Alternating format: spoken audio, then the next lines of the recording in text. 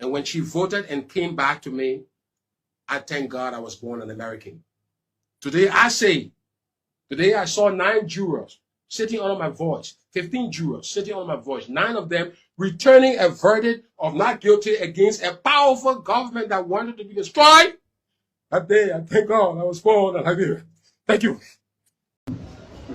That's why any child Nima who go on the radio and say anything about me, I will not say anything to him. Because there's virtue in silence. Sometimes you go very out of emotion, you talk something. When you leader, you gotta take time to talk because words are bullet. When you speak there, don't come back. And so I can show you the errors. You hear me talking, it means then you're not car. We in a room, and I'm talking in our room.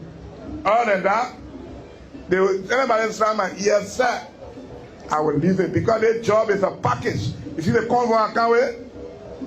And the good thing inside, you know the bad thing inside, they will cause you, they will cause your man, they will do. So it's a package, and you're enjoying the convoy too, you're taking the man to everything going together. You gotta be managing it. In no time, everybody now, they have Harvard ambition. You know, some people say they want to be speaker, they want to be deputy speaker, some want to be president. How can you be a minister in the government? So what have you seen? Are you not convinced that the woman will be re-elected as a bona fide United Party partisan? When this woman is re-elected, you have space in the government if you're doing well? Because if the government is re-elected, you got job. So why you want to go fight for one district seat?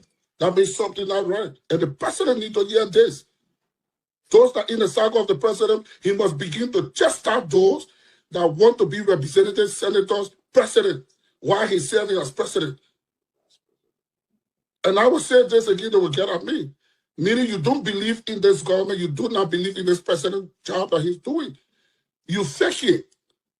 So those that are in this category, they must be put to check. Let us go and do their work so that the government can shine. So you spoke about reconciliation. Does that mean that you're going to reach out to your friends like Thomas Fala, Sir Joseph, and the rest of other people that left your party? Well, reconciliation doesn't mean that you're going to go look for individual. Reconciliation means that we must understand that we all can live together, we can work together in our party. So reconciliation in our party, it got nothing to do with other people's party. Those that we're reconciling is the people that have issues in our party. Because if we reconcile our own party, then we can foster reconciliation. Can you leave this place? I came to the police station. No, you're not allowed. You are not allowed. I got a right to bring complaint. You are not allowed. To bring complaint to the police station? Today, it's not a complaint day for you. For me or for anybody? For anybody for that matter. So there is no complaint day. So can you leave this premises? I bring complaint to the police station. Can you leave this place? I should not bring complaint to the police station. Can you leave this premises? No, I asked a simple question. I brought a complaint to the police station. You're telling me you cannot do it? Everybody for you. Okay. Let's go. I got a right to bring complaint. Please. Let's go, please. Beg you.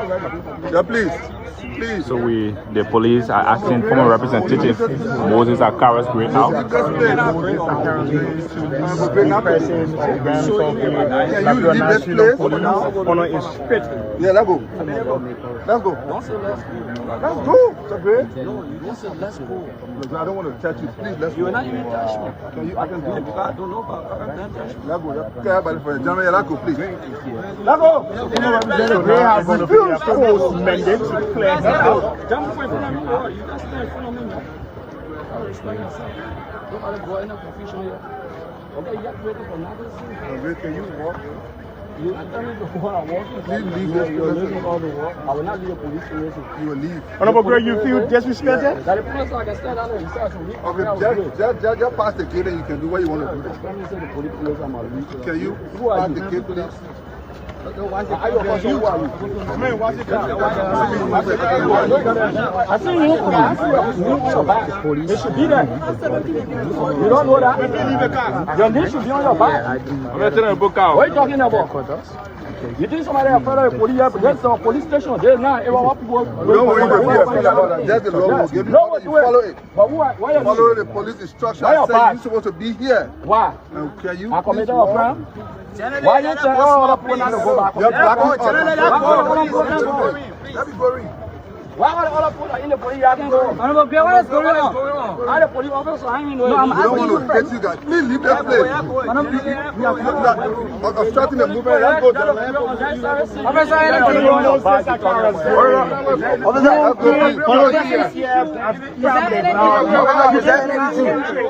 Officer, is there any issue? Leave that place. Officer, is there any issue? Do you want to use excessive force on the press? Officer. Leave this place, my friend. Yes, sir. Open away from us. No, open away.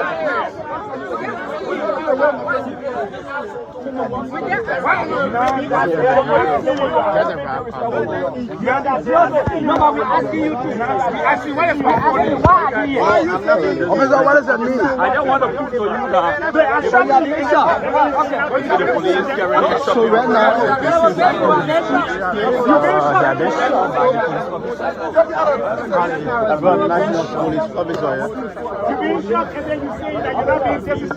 I don't feel very responsible because I have been here.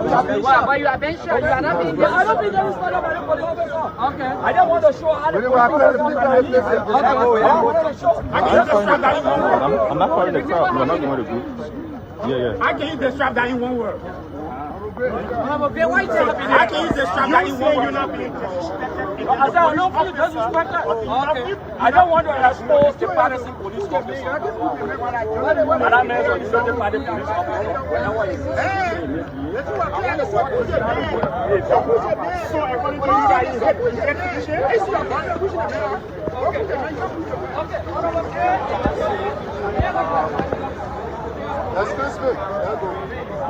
They told the report the police station. People got guns pointed at me. The cars have an EPA for the police station. But the man opened the code, Tomalin, one of my agents out of I'm not going to no police station. So the man said, I agree, I'm going. I'm going for a party of my heart to put my super down. The man one to say no, they want to sort out. So she finds this, she won't get outside, we said, no, don't get outside. And we thought anywhere, yeah. But we take the picture of that thing, let me post it. I'm doing a video, man. No, we're not for you, but I'm going to sing a fire. We in the car, we're on now. No, the police want to care now. So I thought 112, so that'll be the call in the Congo. I want to know, we're not part of it. We're not part of nothing. With my lawyer, when the lawyer can work on it. Nonsense! Whole police don't talk around my car. That lawyer talking a criminal. Tell Andrew to take a picture of the team, man.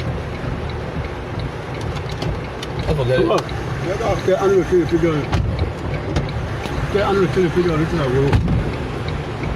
And the man who came to us said he 102? 112. 112. That's somebody else said that he 112. Yeah, police Kamara. There is nonsense, Gregory. I'm not doing anything with you. I'm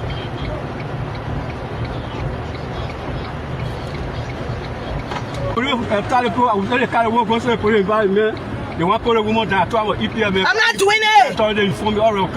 Hey, you're the poor fighting the security people here. No, I'm not getting in the ring. You're putting guns and walk on my car, Gregory.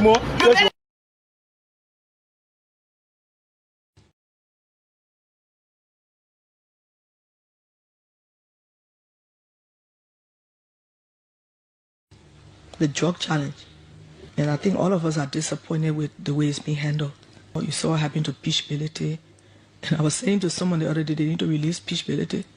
You are buying your own marijuana, smoking it, when you're having such a huge consignment of cocaine, leonard, nobody knows where it came from, how it got here, how it was being shipped. There are some places in our country that the drug people have taken control. They bring their boats, they're drug by boats. Nobody can tell them what to do. So it's a real serious problem.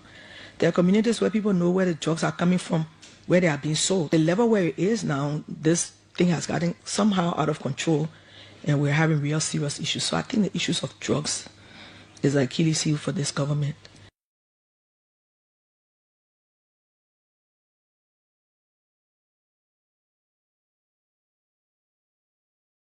for us, we don't want to say much because we have our legislators, we have our lawyers, and have already filed pursuing this case. So we want to be mute a little bit and listen to what the outcome. But I think the people are anxious to know, because if the country will move forward, it's through our democratic means and no other means. So all of those scare tactics, going on my private property and trying to intimidate children, all these are all scare tactics. But I know that we demand is a transparent and a free and a fair and a democratic process. We will exploit every constitutional provision and democratic means to halt this madness. Again, we want to say thank you to the media. We want to say thank you to our international friends. We want to say thank you to collaborating political parties. We want to say thank you to the leaders of the CDC who are here today. Enough is enough. Fire for. First of all, I've asked a question on this show and I'm yet to get an answer. What is question, Ben? Buckeyes? Give me a synopsis of Joseph Buckeye economic plan. Just a synopsis. I said the whole plan. Just a synopsis.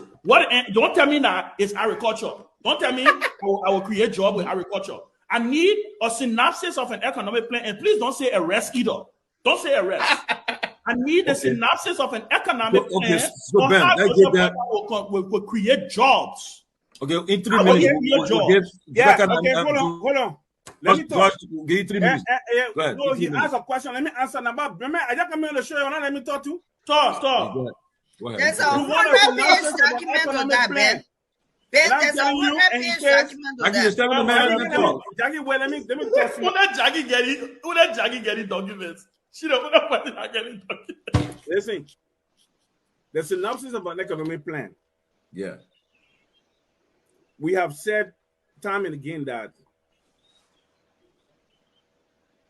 to implement economic and bring about economic growth and development, there's no standalone. You have to implement plans that are interwoven and intertwined. We've said time and again, the first thing that we will do to stimulate the economy in Liberia is to restore integrity. No matter how good your plan you work, even you draw, if you do not restore integrity in our government functions and our systems, you will never have economic growth. You will never be able to attract enterprise funding and direct foreign direct investment. It will just be a joke. Because let me tell you something. All these Western countries are oversaturated with investment. The people are looking for new markets and new places to carry their money. And what they'll look for, the key indicators that will attract foreign investment are the people ready to do business? And that's the first thing we are going to do, is to make Liberia ready to do business. When you tackle that, when you restore and you bring about accountability, probity, you bring about seriousness in how government, integrity in how government operates, then you can now start to implement plans and policies that will spur economic growth. So what is that plan and policy you will implement? That's the question I asked you. But the first thing about it is this. I agree. You will set the place to be attractive. Give me the plan. The first thing we're going to do is to ensure that we recapitalize or we create a new agri bank. Because let me say this to you, extractive industries are not the way forward. Any other thing, what it attracts funding into a country. George, I swear to God, I will call you off. That Charles Bromsky plan you're talking me. Listen, don't try it. Do not try it. That's the Liberty Party plan that you split. You cannot do that to Joseph. That is our plan of 2017. We can do agriculture plan. Listen. That is our plan in 2017, George. Liberty Party plan.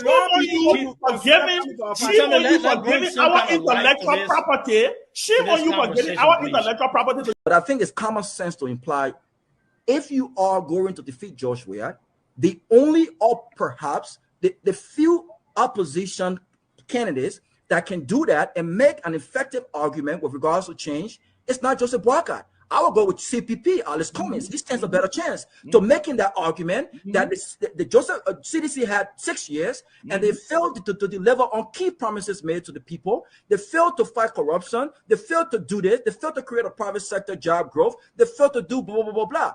The Unity Party cannot make that argument effectively. You can't argue that George Weah is corrupt when massive corruption occurred for 12 years under your watch, and you did not take serious actions about that. You can't argue that CDC did not build a curable health sector when for 12 years, even when millions of dollars came to during the Ebola crisis, the health sector was not built. You can't argue that CDC did not transform the education sector when you were outsourcing education in our country for a few years. Even when billions of dollars came to do that. You can argue that you are the change candidate when you had 12 years and squander opportunities as according to your VP. You cannot make these arguments effectively. Dr. Monobar can argue otherwise, right? CPP can argue otherwise. Gongloe can argue otherwise. These folks have not been in government and tested like the way Joseph Boycott and Unity Party have. It's also possible that CDC could win again. That's incumbent. That's incumbent. I mean, I don't know where all and whether we like it or not, CDC still has a strong base. Liberians are disenchanted, yes. But that's the ruling party. It's also possible that you may win. So when you win, we must say the elections was rigged too. Thank you. Thank you. CDC should say the elections was rigged too. And say we will not turn over power to you. They should put people in the streets and say there will be Arab Spring because you won. What nonsense is this? Mariah, can I send you Who are you? Can I send you a whole crick of cold beer, man, tonight? Let's start. Let's start. Okay. Damn it. You firing. We started this is school, not ever. Speak. I will use my time to you speak. No, continue, please. Peabody, I will use my time to you. We're mesmerized. Go ahead. Go ahead. This is it's egregious. It is devious. It's not just ridiculous, but it is evil that a country that has suffered so much, you claim Liberians are suffering and you want to rescue them. But if you don't, then you put them back in the worst position. Wow. So if you can rescue them, then you must take them back to war. Yeah. So what do you want to rescue really? Yourselves? Your pockets? Because it cannot be about the Liberian people. It just cannot be. Thank you. I did not stutter. If Joseph Boycott and George Weah face off in a runoff, I will vote for George Weah 500 times again. I do not. Even with all the issues you raise. Even with all the issues you raise. Even with all the issues. Even with all understandable. The issues. Because I do not believe Joseph Boycott has what it takes to. This is what I'm saying. Understandable. But anyone I don't answer you, man, is it understandable? Yeah, I understand that. Yeah, I understand.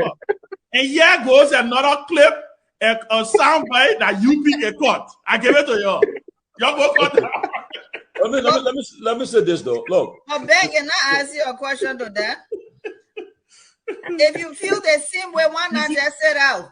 Why you gotta vote? No, I can never sit out. So now you see, so Ben is now Ben is a supporter of George Weah. The most important job, the most important office in a democracy is the office of citizenship. But then part of the responsibility of that office is to vote. So Ben currently support President Weah. In the Ben currently support President Weah. You said that. You're not talking about the people rally. You're not talking about the people rally. I am a member of the CPP. Yeah, so in the first place, but you support President Weah. In the first place, we all know that the Unity Party is. But let me come in for a second. Go ahead, Robert. I think Roland is doing what Roland should be doing. Exactly. It's a Unity Party partisan. If you want to make that argument, all right, then I will ask you the simple question. You know the reason why very often when people apply for job, they request references? I'm asking you today, can Honorable Boycott use his previous employer, his boss, as a reference today? Ellen, can he recommend boycott to the Liberian people? Like Obama recommended Joe Biden? Let me say this, George. Let me say this. Look, going forward. Oh, you shifting the goalpost again. You left the first place. You came into the other one. Well, I gave it. I mean, again, here you running around. No, let's go back to the first argument you made that he too old. Well, I never said Nigeria just elected black people. You never said that. No, that why the first premise. That why I did not say that. I did. That's what people Nigeria elected Tinubu so much. Our choice. You can compare Liberia with Nigeria. George. Can you compare Liberia with Nigeria? We cannot. Of course. Why you mean I can compare that? Are you serious, George? George, let me land, bro. Let me land. Now see why Liberia Party got rid of him. This is why. This is why we have to be patriotic. That man belong to no party. You just That man is a fortified ANC party. Okay, guys. And so is George. A few more minutes. Let me show this out. The president appointed.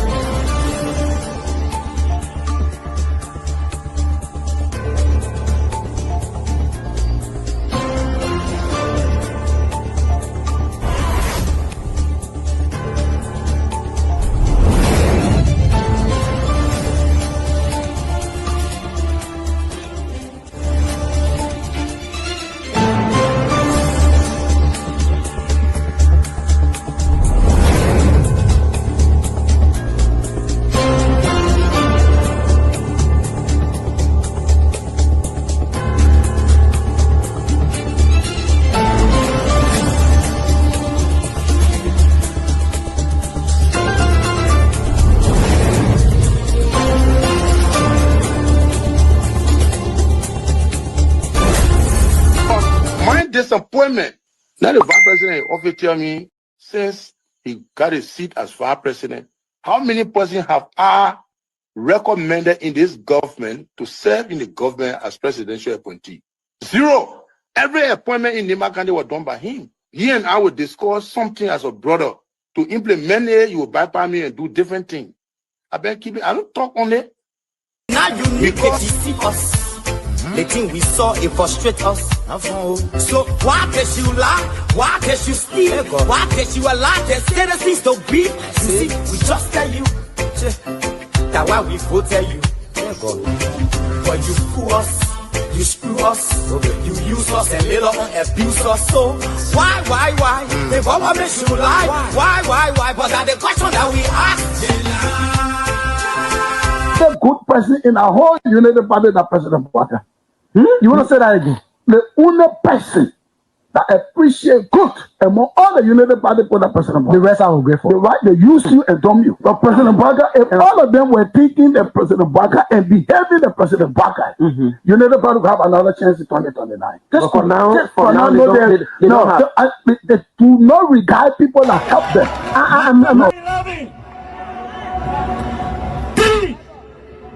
Of our soldiers were executed on this party ground. 2 at the back and 1 right at the headquarters. The man who shot and killed our people today is a Dahn boy in the Liberian National Police. They brought him back to shoot more guns. And so welcome to the closing argument. And today is Friday, the weekend edition of the program, and we are here for a short time. Freedom FM 87.9 will be here until 10 o'clock. But hopefully, Truth FM will continue the broadcast and other sisterly radio stations that are simulcasting or will continue the broadcast. As I will be leaving Quincy T, the veteran and legendary comedian, on your platform, Freedom FM 87.9. So welcome. And today, as we are expecting our platform panelists, we will begin the show with congratulating all of our followers. We want to say keep following us. This is the closing argument. We appreciate your support. Keep watching, keep following, keep listening. Whatever means you are using to get us, we appreciate a lot. And so, again, Liberia is in the news again. In the news, Liberia is in the news with the situation regarding the former vice president, Madam Joa Otelo, and other national issues to be discussed. Well, basically, I will take a short break and be right back as I prep up to roll out our talking points for you tonight. So I will take a short break, like I said, and get prep or short break, a few seconds. The court of the courthouse on that day. Oh, the day they take on the court, the President Boyka believe that a CDC headquarters you moving to, or you are the or you moving to go arrest for Natikofa, you making a mistake. He himself would not sit down rehab. I can tell you that for sure. He himself would never sit down rehab. I've been playing with you, Julius. I'm telling you what I know you do. Boyka, Julius, I want you to look in my face. This is a Carlos Gray of 2005 and 2011. When I spoke of Liberia and we now with a bike, I voluntarily decided that we will lead and help this PR arm of the CDC. Not only that, the militant brigade of the CDC, like Unity Party formed a militant brigade during the 2023 election. That militant brigade and battle cry men will reactivating everything, will stand up for our rights. This will be the last of it. I take full responsibility for any application. Police are just moved in. What police? The police. Not many responsible police. No, let me just tell you this. Do you think the police want to take care of the entire Monrovia? In every quarter of Monrovia? Do you know the number of police? Do you know the number of police in Liberia? We shouldn't reach that level, but I can guarantee you. This is your code. Take possession of it. As the representative said, we want to see you collaborating and cooperating and making sure that you make use of the court. Respect the judges. When you receive a paper from the court, don't say that challenge you. Come to the court and tell the court this is my reason. Don't refuse. People have a habit of branding government property down. This, I hope, will not happen here. Anybody attempting to brand court or police station while I'm teaching, we are not going to establish a new player for you. But I can tell you that you will not come back to your people on their leave. We will make sure. Confusion is everywhere. Every society, government, got good and bad people. There are a lot of good people in the country, but there are a lot of bad ones too. Prophet Key is an example. He was spoiling the good name of Nima people, they spoil the good name of people from Sabata district. In our society, nobody abuse woman court. If you do it in the town and you are a man, the man discipline you. If you do it as a woman, the woman discipline you. But unfortunately, we have one child from a mother who decided to live with abusing women. Today, we like you, you will remain there until otherwise the time is completed. Then last week, his parents, people from the town came to me and gave me cola and white chicken. They say when somebody abuses an old lady, you're mine. 90 plus years. And so, yes, we are back, and we are back prepped up with our talking points here tonight. As you may be aware, President Boyka presses or rain presses on the police chief, Mr. Seleke Kromah, and giving him tap on the back for fighting drug in Liberia, which will be looked at keenly and dig deep into. And Madam Joa is still in the news, is still concerning. And the situation with the NPA managing director that has to do with his involvement with the Brooklyn Park home let's say, old folks home scandal. And the LMP is in the news because the lawyer of Mr. Amara Kone, Senator Amara Kone, had given 48 hours to the police RG to retract, let's say, the Deputy Minister for Press and Public Affairs at the Ministry of Information. You know, the cases in Liberia just plenty, so we just compounded. So I just got confused just now. So the Deputy Minister for Public Affairs at the Ministry of Information is being given 48 hours by the lawyer of Senator Amara Kone to retract statements made against the senator, that the senator was involved with rigging the 2017 elections in favor of the CDC headed by former President George Weah. So all of these, the drug cartel is still around. The drug cartel is still being discussed. And Liberians are concerned. In fact, the Independent Commission on Human Rights had accused the police of blocking access to the former vice president, who is hospitalized, at least to receive some important people that could help, that could help her psychosomatically to recuperate.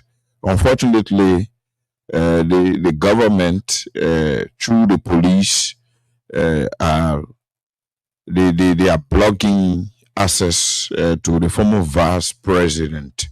It's concerning, and that will be looked into tonight because we think as a people we need to follow the rule of law.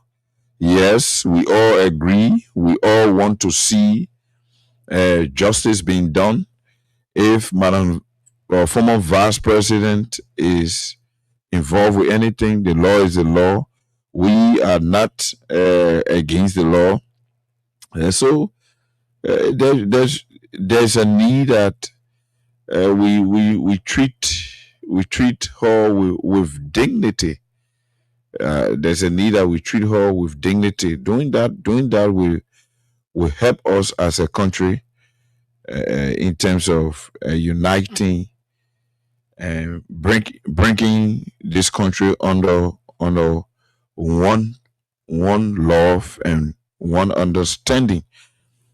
Honestly, what the independent, the RNCHR is raising, the Independent National Commission on Human Rights raising, is concerning because these are people who are supposed to be above the waters when it comes to these engagements. If you will not want the politicians to go there trying to probably subvert whatever political maneuvering that could cause or implication it could entail, we could agree. And since the situation is tense now, well, not those institutions that are supposed to be providing guardians and providing what I would call watchman position for every citizen life to be safe, for every citizen to be given dignity.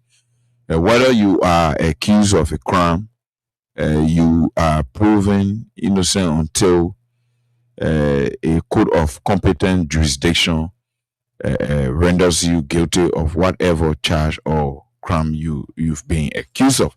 So at this point, I think the government now is, in my mind, trying to go above the level it should stop to. There are other people who are being accused, who are being linked, pieces of evidence coming out, linking people. Some of them are still walking scot-free.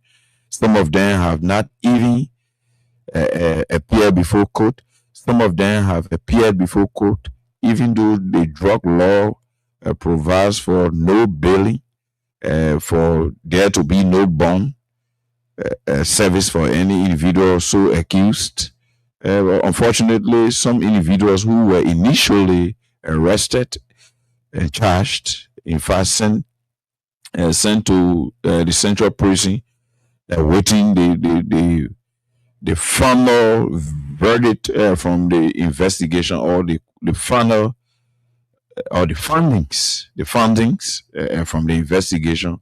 Some of them surreptitiously and nicodemously disappeared from the country. Up to now, to no avail. The government cannot give a play-by-play description as to what happened.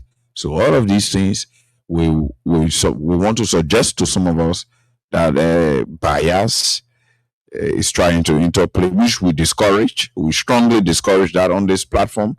The closing argument here on Freedom FM 87.9. We call on the government to treat everyone with egalitarianism, and it is going to be a good thing for the government herself, meaning everyone should be treated equally and with all due respect. So I'm calling on the government again this evening on the closing argument here on Freedom FM 87.9 to do the needful. They think we are not fighting war. Even armed robbers are not supposed to be tortured. We all know that.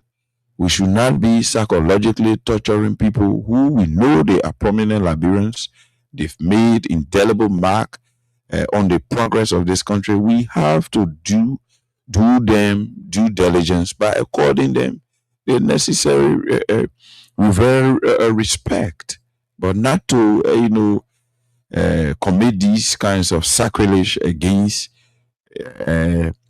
the ancestor of our country that allow these people to grow and become our leaders. We need to be meticulous. All of us, we want to reach at old age. How do we reach there? Those who are there, we need to take care of them. We need to respect them. We need to provide for them. We need to make sure we do everything to make them happy. That way, when our time comes, then God himself will replicate what we did yesterday to those who were already at old ages. So I'm calling on the government again. We need to we need to focus the rule of law. We need to focus the law and start forgetting what the CDC, Unity Party, ANC, CMC politics. This drug issue is a national concern. Nothing for any other to do politics. You're doing politics on the. How does it benefit you? Nobody benefits from politicizing this drug situation. No one benefits. No one benefits, because at the end of the day, it will end up politically, and the political haulings and pullings, noise will just be on. Then we'll not get a clue on the whole drug business, and the cartel and cabal will still keep grounded and running here and doing what they've been doing and usually did. So there's a need that we have some sober reflection to move this place forward. Coming to the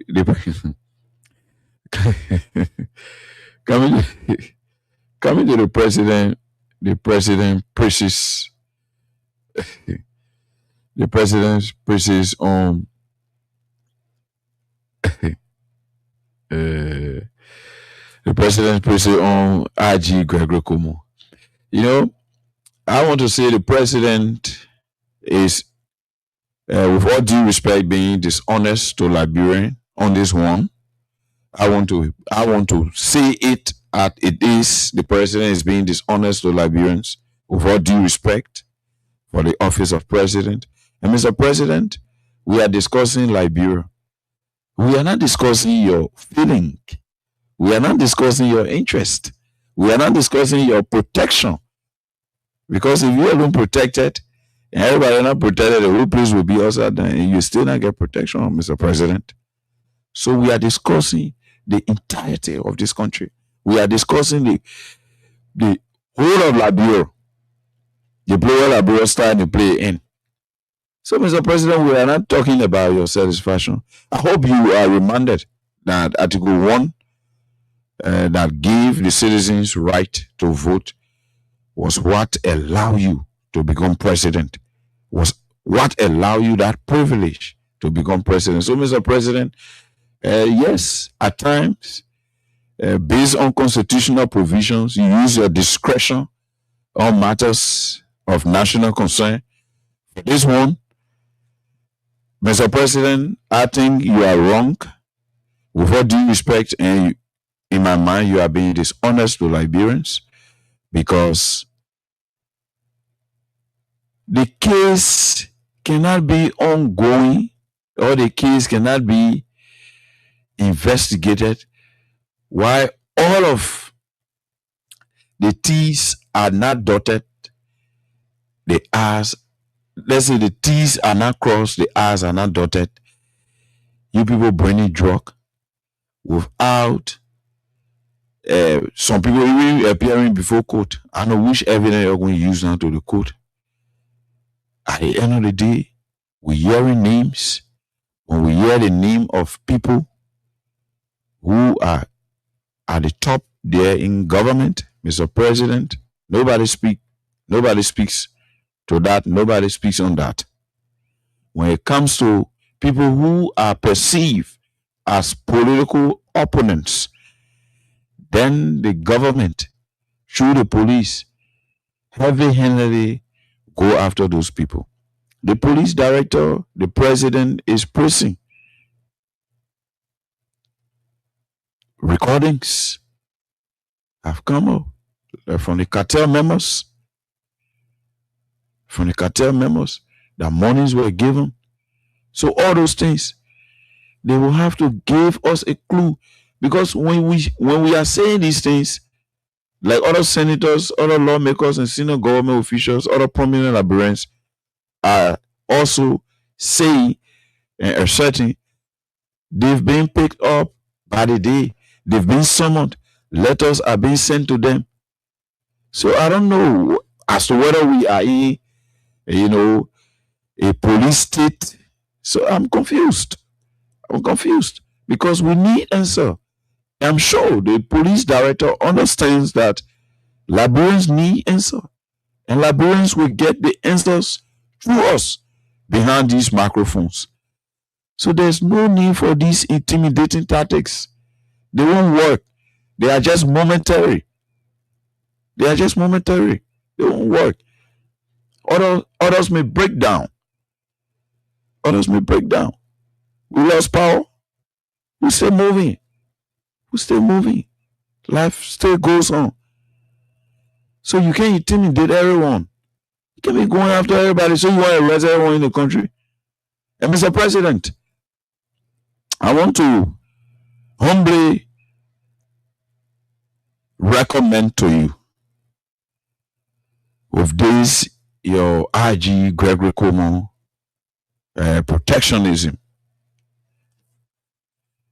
I hope you are reading between the lines, Mr. President. I hope you are doing the right thing, Mr. President, which I encourage you to do in the interest of our country. Because, Mr. President, if it turns up to be what Liberians are all yearning for you to take action on, and it turns out to be that you've been deliberately, knowingly ignoring taking action where necessary, Mr. President, that will be a doom for your legacy. Honestly. So, Mr. President, don't see Gregory Cuomo alone. Don't see Junkies Morris alone. Neither should you see Anthony Dahn alone, Mr. President. See Liberia, like you said, think Liberia, love Liberia, and build Liberia. See Liberia and see Liberians. This is a community of diverse backgrounds of individuals with different ideas, different cultures.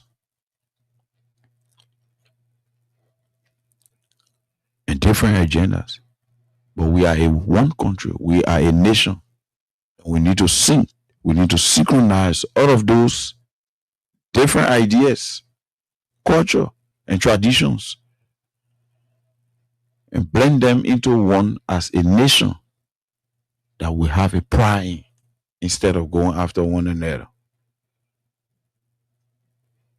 The police RG, allegations against the police RG is being ignored, is concerning. So I will also want you, Mr. President, to speak in that direction, other than raining praises on the RG of the LMP, who in fact we are still not understanding what's going on, because people have named now.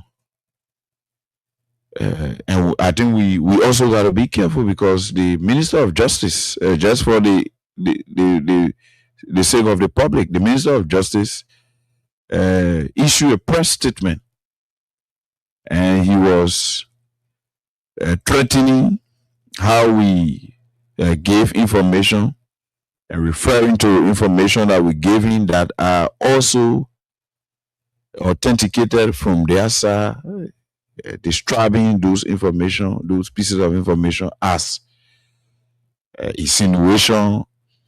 People insinuating will not be allowed. People intimidating. I don't know how journalists or citizens will intimidate the police. I don't know. So we do not have to threaten people so that they become afraid and they don't report what's unfolding in the country. All we need to do is to do the right thing. Then we'll have a safe, peaceful, stable, prosperous, developed, civilized, balanced society. But if we want to do it the Koyokaya way and just feel that the country is for John Murray and Anthony Dahn alone, and nobody is supposed to have the same rights and privileges as Junkies Morris and Anthony Dahn have, then it's unfortunate. Then in my mind, it's a recipe for targeting and witch hunting. Then in my mind, it provides a conveyor belt to conflict, to uprising. These are facts. History have proven that these are facts. Right here in Liberia, we do not have to go to Cuba or Argentina to think of Che Guevara. No. We don't have to do that. We got the evidence here based on history. So what can we learn from the past and do it right this time? But today, since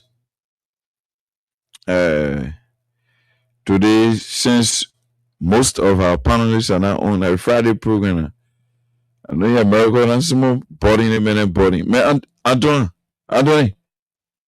what's going on? We need to take few calls because I'll soon be leaving. We need to take few calls and allow what people have their say on what's going on. Especially this is the weekend edition of the program. This is the weekend edition of the program. The closing argument here on Freedom FM 87.9. Welcome. Keep following. Keep listening. You can share our live stream here on the closing argument. Freedom Radio, Freedom Online Radio,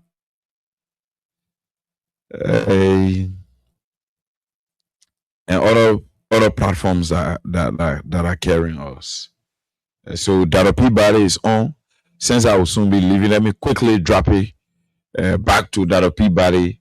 Dr. Peabody, I think you were following. We laid the premise. Good to see you, Junkie. It's always good to see you. The other guys may join us soon, but it's good to see you, my friend. What a good Friday. It's been very, very challenging, very disheartening to hear about the First Lady health condition. It's been very, very, very sad. I don't know what the investigation entails. I don't know what is going on, but what I can say is the decency of a former First Lady, former Vice President, and a former Senator was not shown here. I think for her role that she played in this country and for service to our country. Uh, Again, I'm not trying to get into the investigation, but I think it was very sad for the manner in which the former vice president was treated. They could have put her on a house arrest while the investigation go on, but they took her to a police station, intentionally kept her there until she got sick. This lady's not too well, and I don't think any decency, any respect was given to the former vice president. And this is something that will go forever. And what I will say as Liberians, I applaud the government effort to fight drugs. I don't think Liberia can handle drug any longer. Liberia cannot handle the cartel. I applaud the effort. If the first lady was involved, let her have her day in court. But the manner in which she was treated and the way they berated her and already characterizing her as a convict, I think this was wrong. Government should have at least showed some courtesy to the former vice president, the former first lady, and the former senator. Even if you had kept her on a house arrest, it would have made some sense. Sure. I don't think this is fine in other countries. Right in here in our own country, we had a leader here who was convicted of several felony charges, and he was accorded the highest respect, even as the trial went on. He was accorded the highest respect. I don't know what they're trying to prove. Is this something that when the next government comes to power and found out that somebody in the next leadership did something, do you expect them to arrest the president and treat him like that, or any former leaders like that? I think the government erred on that part. They should have treated the former vice president with at least the decency. He says it is alleged that these charges, but you could have still treat her with decency, being the first lady, the former vice president, senator of Liberia. You could have treated her with some decency. And this was not exhibited yesterday. It was all intent for disgracing her. It was all intended to prove a point. When some of the parties involved have not been arrested, they are parading around. Some have even left the country. You want to prove a point and say you're arresting former president. Look, let me say this. Corruption, drugs is bad. Most of our people have been affected by this. I don't know what level of involvement was the former vice president, but for the lady I know, maybe she have come in contact with people and people who have asked for help. The current vice president of Liberia was listed, was named, and some of his leaders went and took photos and put it up with other people that he had met. He said he never knew these people. Former Vice President Joe Howard knew a lot of people. She took pictures of a lot of people. People invited her and thinking that it could help her. President Barker met with Stanton on many occasions. I was part of that delegation. that we went up to meet President Barker, and Stanton took gift and gave it to President Barker. I was part of that team. We went there. Where we met. Okay. Did he know that Stanton would have gotten in trouble or something he was doing? But they met. He exchanged. He got gift. He got assistance on many occasions. You know, Stanton gave a lot of assistance to the Unity Party and to President Barker. He gave them a lot of help. Monetary gift at a very high amount. He gave them. There were times, I remember we all, when I was on Spoon, we went along and met them. I don't know whether I still have my shirt. I have a shirt that Vice President Barker gave me. I don't know where that shirt may be, maybe somewhere around here in my basement. And we all met. It was Tomalin and George. We all went that day and met them. For the level in which, so everybody some way if I associated with somebody who involved in some trouble and things like that. But for you to charge this lady and say because of a phone call you had a telephone wire up and all of that, you know, I mean, I don't want to go against the police investigation, but I think there should have been some level of decency for the former vice president, some level of respect for the former first lady, some level of decency for the former senator. And I don't think she was treated the way that she ought to be treated. Knowing her being a high-profile person, she could have been put on a house arrest. You could have even let her travel and come back. That's her country. She was not going to run away. She can't hide from you. But to see her go through that, and yes, and in a very severe, having severe health condition, I think it's very bad. It's very, very bad. And I think calling on the president and everybody to call to caution and at least exhibit some level of humility to the vice president. I wish her all the best, and I wish the government of Liberia all the best in the investigation as they fight this corruption. I hope that they'll be transparent in bringing some of the people out. You know, one of the guys that was named in the truck was with First President Jeremiah Cohn. He visited his home on many occasions. There was several picture display of them. So will you investigate the Vice President too? So, you know, will you investigate him? Because one of the guys was involved. They had several times and several photos and several places that they met. So it's really sad for our country, honestly. But I also support the fight on drugs. I support it 100%. But at least for people who have served our country and who knows her, I think it should have been treated with caution. John King, good to see you. How you doing, man?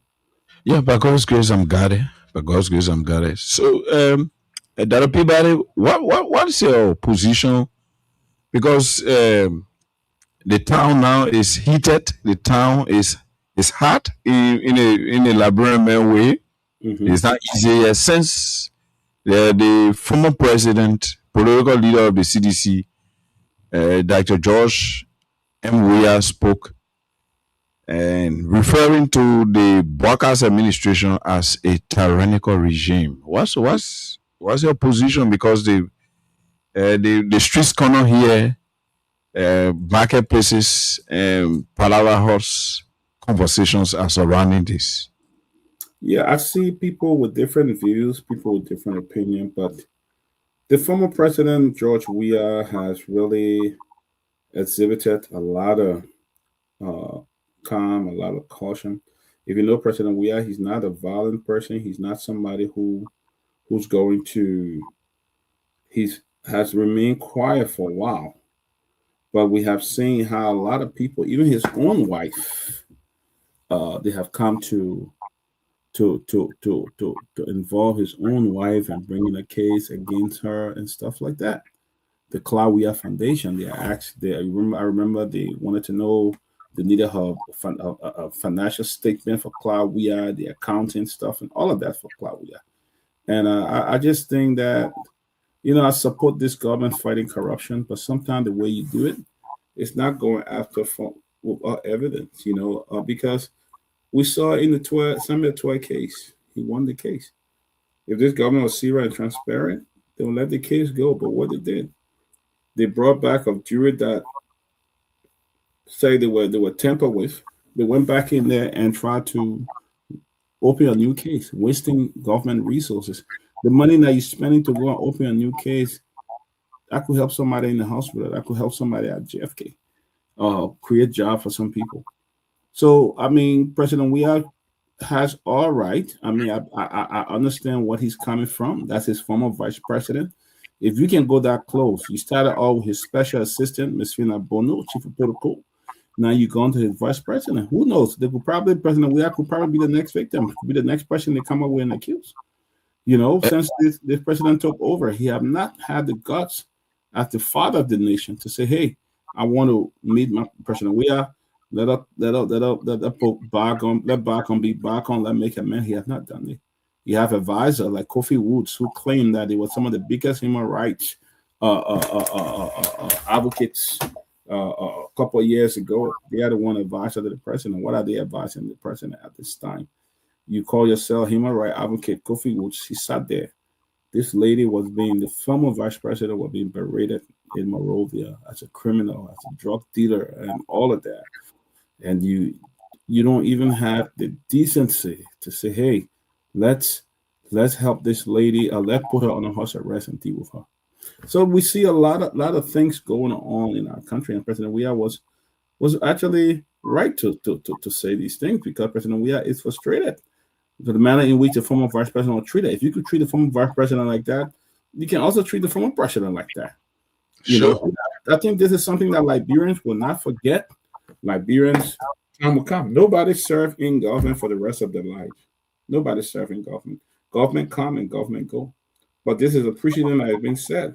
So the next time you have a president that is involved in trouble, then there should be no you should not spare the law. The law will be used to the fullest. So okay. So Dahn, on Fridays.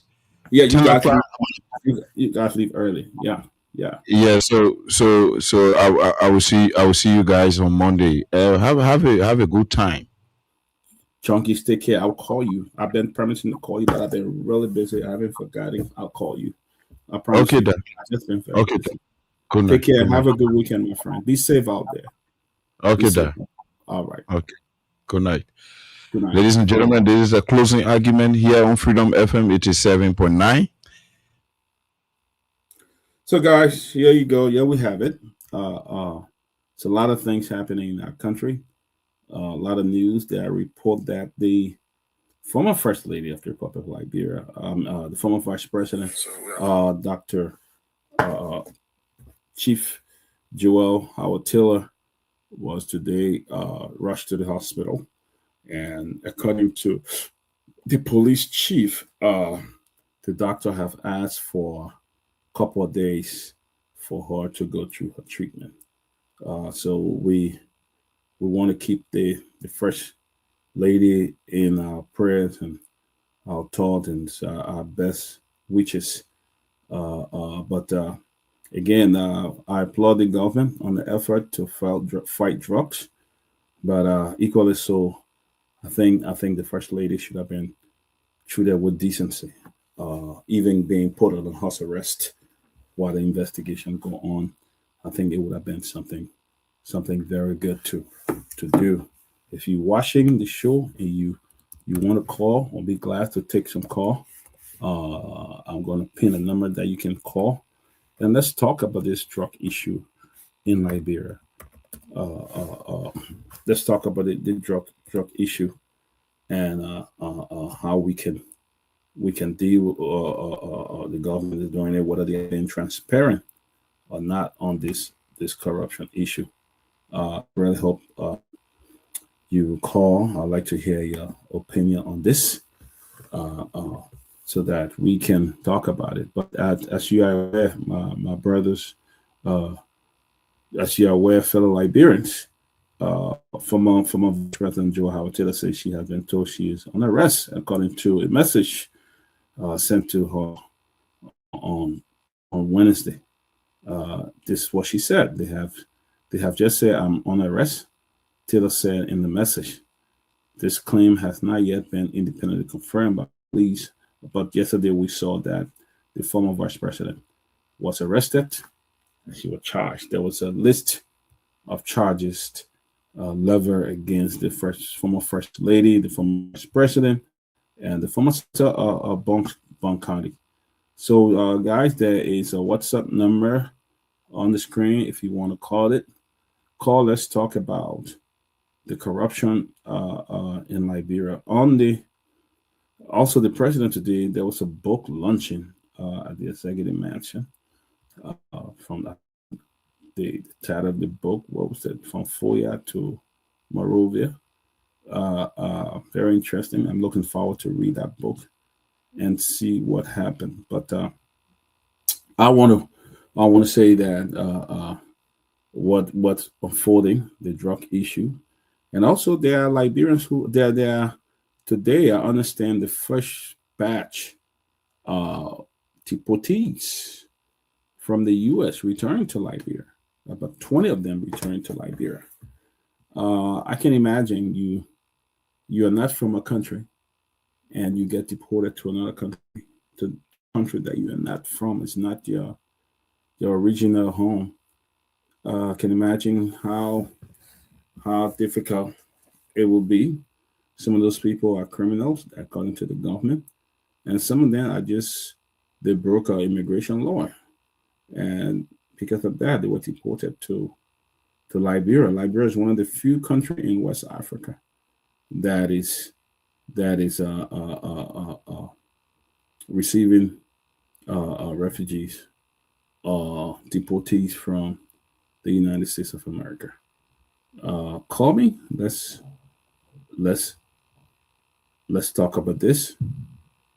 Let's talk about what is happening in our country. Let's talk about the situation of Liberia. So the issue of drugs is sticking the headline everywhere in Liberia. The issue of drugs is being is taking place. So let's read some article from the from Liberia, on the front page of Africa. I'm still trying to get it, but there was an issue from Nigeria today that I would like to play.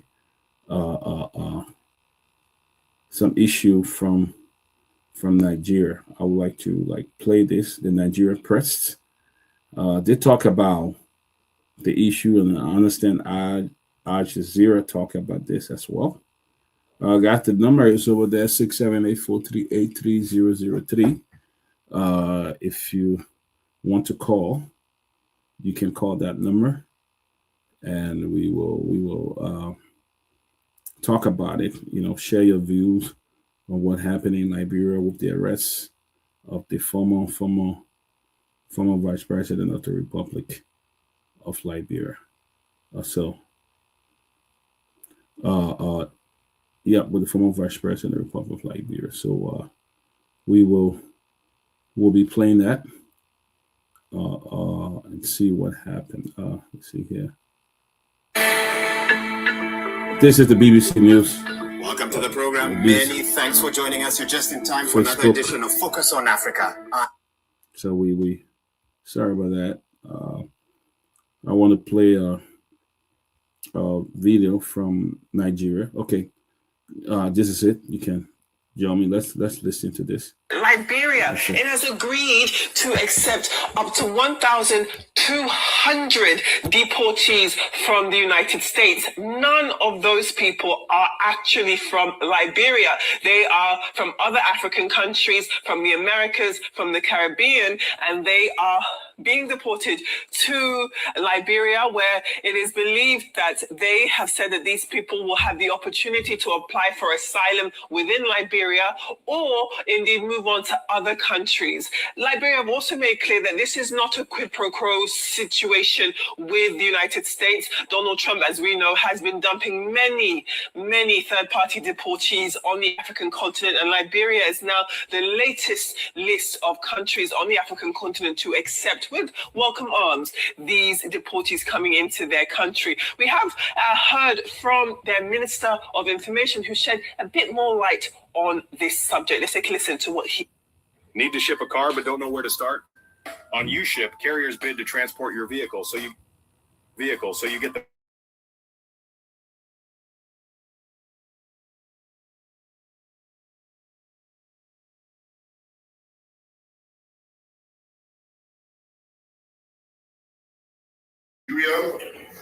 intends to accept up to 1,200 persons to be transferred from the United States of America within a year. The persons to be transferred to Liberia are third country nationals, some of whom may wish to seek asylum in Liberia. Honor the agreement or arrangement. Those to be transferred from the United States of America to Liberia will include citizens or nationals of African and Western Hemisphere countries who are medically authorized to travel. So interesting times ahead where we're looking at Trump's relationship with the African continent, especially where third-party deportations are concerned. I'd love to hear your thoughts. Okay, I mean, Femi, I don't know, but what's the deal in it for Liberia? How much are they getting? Because they said it's humanitarian. No. That's what they said. Or is it because Trump said his English is very good? The president of Liberia's English is very good. There must be something they are getting. When the UK wanted to bring people to Rwanda, it was paid for, right? They support projects and infrastructure. It was paid for. Yes, of course. Yes. Nothing. In other cases, it's going to be paid for. So Liberia, that is already a poor country, just wants to do it for free. Yeah. Is it because of the former American heritage they have? Well, they're making it clear. It might not be for free, but they're saying that it's humanitarian. They've also made clear that there's no quid pro quo between the two of them. There's nothing humanitarian about it. Are they Liberians there? Where? None of the 1,200 are Liberians, but there are some Africans. And they have said that if they choose to stay in Liberia, they can do so. People, see, Liberia did not choose that scientists should come to them. They didn't choose that intellectuals should come to them. It's criminals. And they say if they choose. Why is there always bad things Africa used to attract? At least we heard the one from Ghana. There were some of our West African brothers, and that's why they collected them and they dispersed them immediately back here. So you just choose to get the hardened of the hardened criminals, and you say they choose to stay here, and you're telling me that there's nothing involved. They should investigate too. They should. I don't think there's something. All right, there is something. Okay, nothing goes for nothing. Al Jazeera reports that the US has committed 124 million health infrastructure in Liberia. They also negotiated a visa deal last year that rather than 12 months, they extended to 36 months. 36 months visa extension. There's something in it for Liberia. There's no country that is altruistic to the extent that you're taking back returnees. When your country itself has high unemployment rates, you have infrastructural challenges, your annual refugee intake as a country normally is about 1,169, not up to the 1,200 in one fell swoop from the United States. It's not humanitarian alone. And I do think, going back to Rufai's point, that it's quite unfortunate that deals like this are entered into by African countries like this for gain. What they couch it under is that, we're going to support the process, contributing money, to know that there'll be administrative costs into having these extra people in your country. It is money.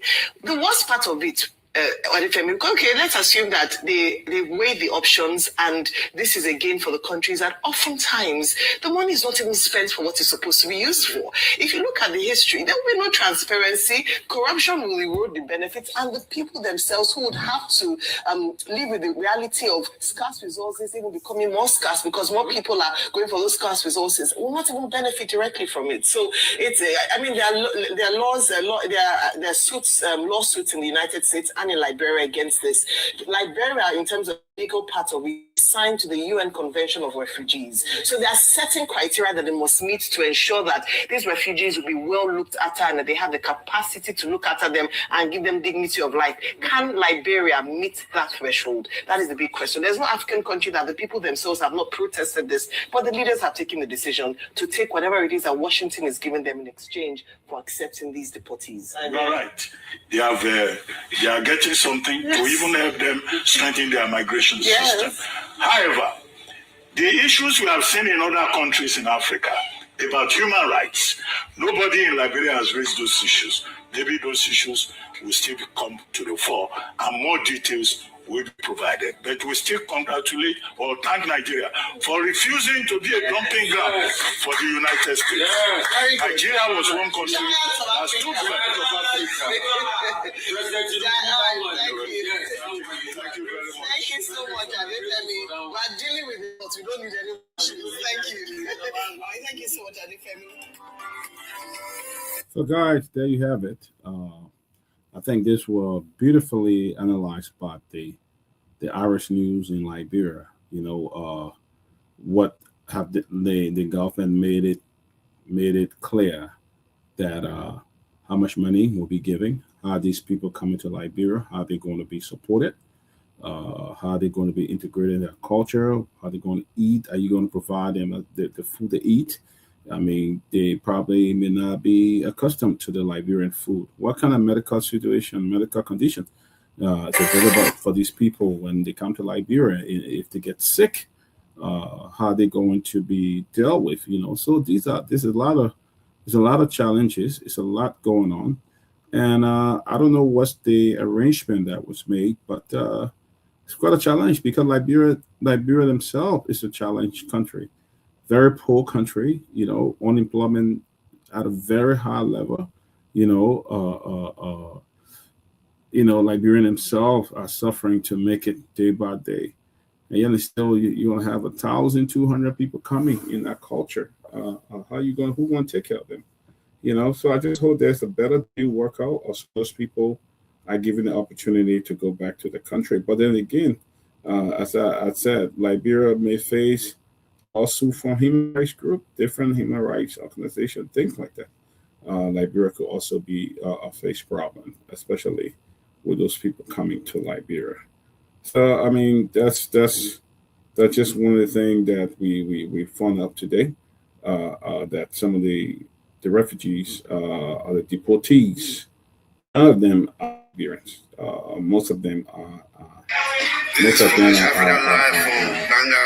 Most of them are from different countries, Africans, the Caribbean, and other places. So that's what we see, guys, on Liberia.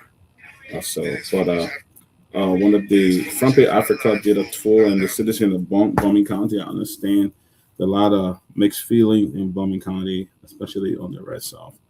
Madam Jewel Howard Tiller. It's our country, Liberia. You know, we applaud. The government must be transparent when it comes to fighting corruption. Those who have been charged, or those who have been, charged, should face the full weight of the law. But there should be no, there will be transparency, and that's all the Liberian people are calling for. They are calling for transparency in this whole saga. We support the government. We support the corruption fight. I think it's important, but it's the government of Liberia really transparent about it. There are other people who were named in this situation. The president's son was named in this.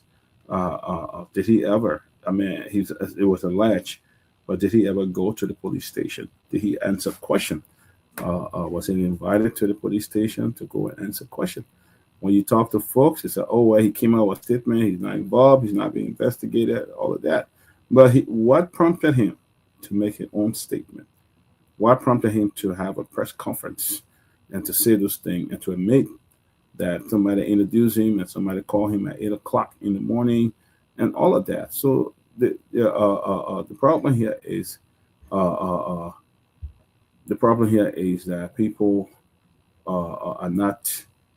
People have to be transparent. And I think the Liberian people want to see a fair trial. But yes, the former vice president of the Republic of Liberia, it's been pretty much paraded around Monrovia as the one who been charged in this saga. I'm out for investigation. I'm out for her having her day in court, but I also want them to treat her with that humility, that decency, that she's the former vice president of Liberia. Do you want anybody else, any former government official? This government is not going to be in power for the rest of their life. They're not. Government will come, government will go. Do you want them to treat former government officials, those who have served our country in many, many capacity? Do you want to treat her like this? Treat them like this? I think it's not fair. It's totally unacceptable that folks, our former vice president, will display. We call for free and fair trial, and I think it should be done in a very professional way. Let me see how what the different media are saying. Let's go to the Daily Observer. Daily Observer. I want to read Daily Observer Liberian News, what it's saying today. The Daily Observer said Joel Howard Taylor spent nights in hospital under police custody. And yes, they said the former vice president, Joel Howard Taylor, was rushed to Gomez Institute of Medical Science due to a medical emergency while in police custody. So she was rushed to the hospital, and at the hospital under police custody. Couldn't they have been done at her house too when you arrested her yesterday? That could have been done at her house. They said she was transferred. Taylor was transferred to the hospital on a heavy police escort. I mean, after heavy police escort, after reportedly experiencing an asthma attack and a significant rise in her blood pressure, of course, you sit somebody there. She's sitting there for hours. Definitely, you expect this to happen. Why being held at the police headquarters, Liberia National Police? Her hospitalization came as her expected appearance before the Monrovia City Court was postponed, adding another development to the case that attracted intense national attention following her arrest and in connection with Liberian ongoing investigation into the large alleged transnational drug trafficking. The government had formally charged Taylor with drug trafficking, money laundering, and other offenses linked to investigation into a major cocaine seizure. Justice Minister Anthony Oswald has emphasized that the charges remain allegations and that Taylor is presumed innocent until proven guilty. According to information gathered by the Data Observer, medical personnel were called to the Liberia National Police after concern were raised about Taylor's condition. Her legal team said attempts were made to stabilize her at the police headquarters for several hours, but effort was unsuccessful, prompting authority to transport her to GMS. She was then heavily escorted, rushed here at the Gomez Institute of Medical Science, a hospital were informed she requested to be brought to. Taylor lawyer said in a statement, this is where she chose to have been brought and had trust and confidence in the hospital. The lawyer said Taylor was suffering from asthma attack, high blood pressure, and required further medical attention. The former vice president was subsequently admitted at GMS, where she remained under medical observation and police scrutiny. Police spokesman Sam Collins confirmed Taylor transfer to medical facility, but did not disclose the detail about her medical condition or indicate where she will be taken before court. Taylor's medical emergency came after her scheduled court appearance. Her legal team said the postponement was based on requests from her lawyer for additional time and gather and supported information. The lawyer said Montserrat County attorney asked them to issue public statement clarifying that additional 24 hours granted to Tiller was based on request of her legal team. It was not a decision by government to prevent her from having her day in court. The legal team stated that Tiller was initially expected to remain at the police headquarters while her lawyer gathered additional information. However, her health condition subsequently changed. The circumstances required her transfer to the hospital. Tiller lawyers stressed that her admission to the hospital does not mean she has been released or that her arrest has been suspended. She is still in custody of the Republic of Liberia, lawyer said. They explained that the government remains responsible for Tiller's security and welfare for as long as she remains on arrest. According to the lawyers, while an arrested person may lose certain rights, including freedom of movement, fundamental human rights remain protected. One of such rights is the freedom of movement, but your fundamental human rights are still guaranteed, and one of such rights is the right of life, a right to live, they said. The legal team described Tiller's situation as constructive detention, explaining that although she is receiving treatment at a hospital rather than being held in police cell, she remains under the arrest of the police custody. Being here doesn't mean the arrest has been lifted or suspended. No, she's still on arrest. They explained that similar arrangement can apply when an arrested and incarcerated person requires medical treatment and detention. In such circumstances, the person may be transferred to a hospital and returned to detention facility. Tiller was visited at GMS by members of her family, as well as former Foreign Minister Maxwell Kimia. Members of the Bond County Legislative Caucus, including Representative Marvin Cole, Eugene Colette, also visited the former vice president. The lawmaker reportedly indicated that they intend to remain at the hospital overnight. Tiller's hospitalization has drawn further attention to the conditions surrounding her detention, particularly because she is a former vice president and prominent political figure. Her arrest followed her interception at the Rabat International Airport Wednesday, August 19, while she was preparing to travel to Ghana for a women's forum. She was subsequently taken to the LNP headquarters. The government later announced formal charges in her connection with ongoing and collateral controlled drug substance. The legal team said the former vice president is facing a total of 8 charges arising from the investigation. The allegations include drug-related offense, money laundering. The lawyer also referenced allegations of criminal solicitation, and criminal conspiracy, as well as alleged violation relating to the unlicensed importation, transportation, distribution, dispensation of controlled drugs or substances. The government has stressed that the allegation do not amount to a finding of guilt. Justice Minister Twist specifically stated that Tiller, like all defendants, remain innocent. As of Thursday, Tiller lawyers said they were awaiting further information about her medical condition, including whether her blood pressure has stabilized and whether the reported asthma attack had been brought under control. Her continued hospitalization leaves the timing of the court appearing uncertain. The legal team said Tiller remained under government custody while treatment at the facility. The development adds to medical dimension to already political sensitive investigation that has generated widespread debate over drug trafficking, due process, and the right of person held by the state. For now, Tiller remains at GMS under the medical care of the police security, while her legal status unchanged despite transfer from the headquarters. The government has maintained that the charges against her are allegations subject to judicial determination, while her lawyer continued to insist that her constitutional and fundamental rights must be protected throughout the investigation and subsequent court proceeding. So that's why we're talking about the First Lady of the Republic of Liberia, First Lady, former First Lady, former Vice President Joel Howard Tiller.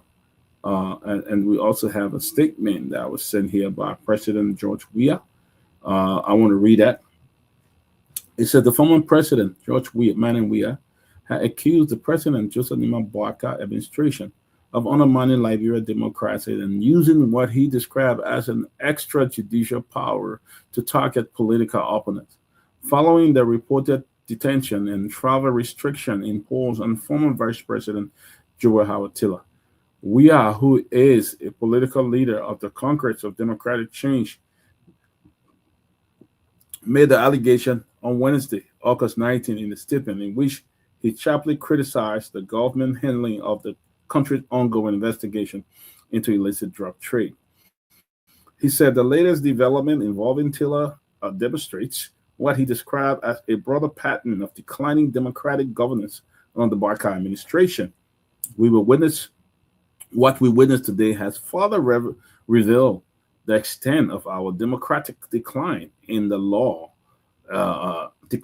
last few years, marked by continuous use of extrajudicial power by President Joseph Boakai to trample upon the constitutional rights of Liberians who hold opposing view, we have said.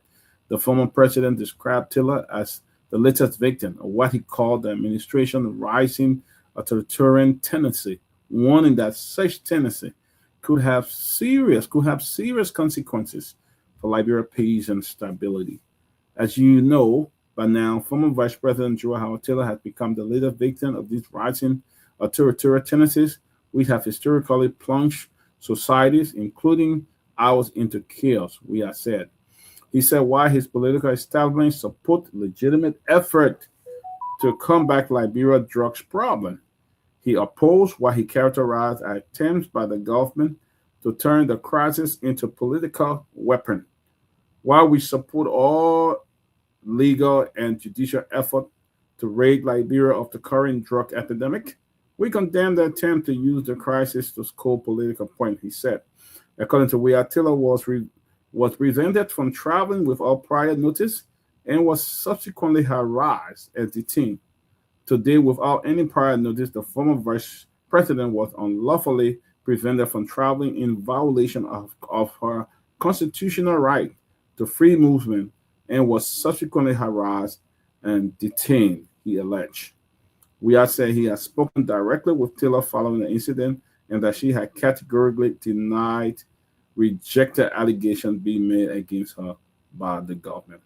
I have since spoken to the former vice president, who has vehemently, strenuously, and categorically denied all political motivated allegations being made against her by the Boakai administration, he said.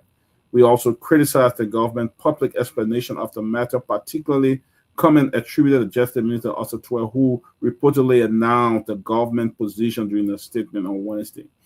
In a government statement today, the Justice Minister read our blanket accusation without providing any explanation on how they were formulated, we have said. The former president linked the government action against Tiller to two major cocaine discoveries made in Liberia, which authorities have been investigating as part of the broader effort to combat the drug trafficking. We have said the seizure, which he describes as an amounting of nearly $500 million, occurred after his administration had peacefully transferred power to the Boakai government. This action by the government comes after two major drug cocaine discoveries amounting to nearly $500 million, which the officials themselves has admitted were brought into Liberia after we had peacefully handed power. Rather than focusing solely on establishing the facts surrounding cocaine shipment, we accuse the government of attempting to establish link between the alleged drug trafficking activities and officials or associate of former CDC-led incident. Rather than treating the investigation with a degree of diligence and urgency it deserved, the government has instead sought to fabricate and concoct connection to the CDC administration. He further accused the government of being lenient toward officials and security personnel who he claimed had been named or accused in connection with the drug investigation. He said the government was effectively giving a slap on the wrist to its own government security official, while some of those allegedly implicated still roam the street despite being named and accused as true perpetrators. The allegation made by Weah represented significant political escalation surrounding Liberian drug investigation. Although the former president did not provide evidence in his statement to substantiate his claim, of political manipulation, wrongdoing by the government official. We also disclosed that he had members of his political camp have been engaged in regional continental leaders over what he had described as the deterioration of democracy and the rule of law. We have continued to engage with several regional and continental leaders to, again, to reiterate and underscore to them how the rule of law and democracy in Liberia is being systematically undermined and how grave a danger such action poses to our peace and security. The former president warned that what he described as the government increased use of authoritarian tactics could threaten Liberia's hard-earned peace. He pointed to the peaceful transfer of the political power from his administration to the Barca in January 2024 as evidence of the country's democratic process, arguing that the current administration must preserve the tradition. Despite peaceful demonstration of democratic transfer, President Barca seeks to rule as a tyrant. We declare. Who has been outside Liberia said he intends to return to the country and mobilize members of the CDC and other citizens who he described as well-meaning Liberians to challenge what he considered unconstitutional action by the government. He said any arrest will be pursued through political and legal channel guaranteed on the Liberian Constitution. Following my engagement, I shall return to Liberia to rally the CDC along with all well-meaning Liberians to resist this tyranny, attempt to trample upon our burgeoning democracy, using all political, legal means guarantee us under the Constitution, said. His statement marked a stronger public confrontation yet between the former president and the Barca administration or the government handling of the country's drug crisis and the treatment of political figures associated with the former ruling establishment. Wow, guys. This is what we see here. This is what happened in Liberia.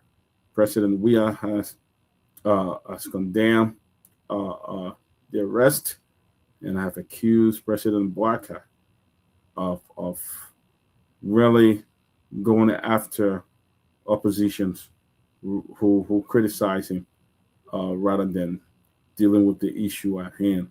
I want you to call us on the number listed 678-438-3003 and share your opinion. We will be here till 7 p.m. tonight. We'll be closing by 7 p.m. tonight. So if you have any question, if you have any concern, I want you to just put it here or call the number on the screen so we can discuss that. There's a lot happening in our country. We still have the Guinean soldiers at the Liberian border. They are even getting more comfortable. They are gaining more grounds and taking more places while we are sitting back and nothing being done. But again, let me make this clear. I support the Liberian government fight on drugs. Support that. But I want them to be very transparent in the dealing with the drug situation. You know, our government can be transparent on how we deal with this entire drug situation. We know how bad it has become. And the drug cartel now are using Liberia as a dumping ground and where they can use Liberia to transport drugs to other parts of Europe, which is bad. But I also calling the government to be very, very transparent how to deal with this, how to treat this drugs issue rather than just making a political show out of it. You know, we don't want a political show. We don't want these to be happening. We want the government to be transparent. Bring those who were brought to justice, those who were accused. The police director talked about high-profile people being involved. Will he bring these people? Will some of these people be arrested? Will we see further arrests to that? You know, so we want to see that. We want to see transparency in all that. In all that they do, we want to see transparency with this whole drugs and corruption issue. So it's very sad. You know, Yeah, it's another issue from the New York Times. Guys, I want to read this from the New York Times. This is from the New York Times. U.S. agreed to pay Liberia $5 million connection with deportees. This is what coming from the New York Times. I want to read this. Let me see what it's going to let me read this. So we'll see what happens. Okay. Yep, I understand the U.S. government is going to pay the Liberian government $5 million for the deportees. But what what is going to happen? What is the $5 million for? What is it going to do? Is there a breakdown about the $5 million that the U.S. government is paying the Liberian government? What is the breakdown? About this. What is the money going? Is it going to take care of the deportees that are coming? Is it a compensation for Liberian government for them to receive deportees from the United States of America? So I want to know what is the $5 million for. But it is true, according to the New York Times, the U.S. government has agreed. They are paying the Liberian government $5 million to receive deportees from the United States. So we want to get to the bottom of this. We kind of digging deeper. Want to get U.S. send 20 deportees to Liberia. The Associated Press. This is the Associated Press. Habel, Liberia. The United States of Ontario State carried out its first deportation on an agreement to accept for Liberia to accept up to 1,200 people who are not from the African countries. One of the Trump administration's largest effort yet to deport people to countries other than their own.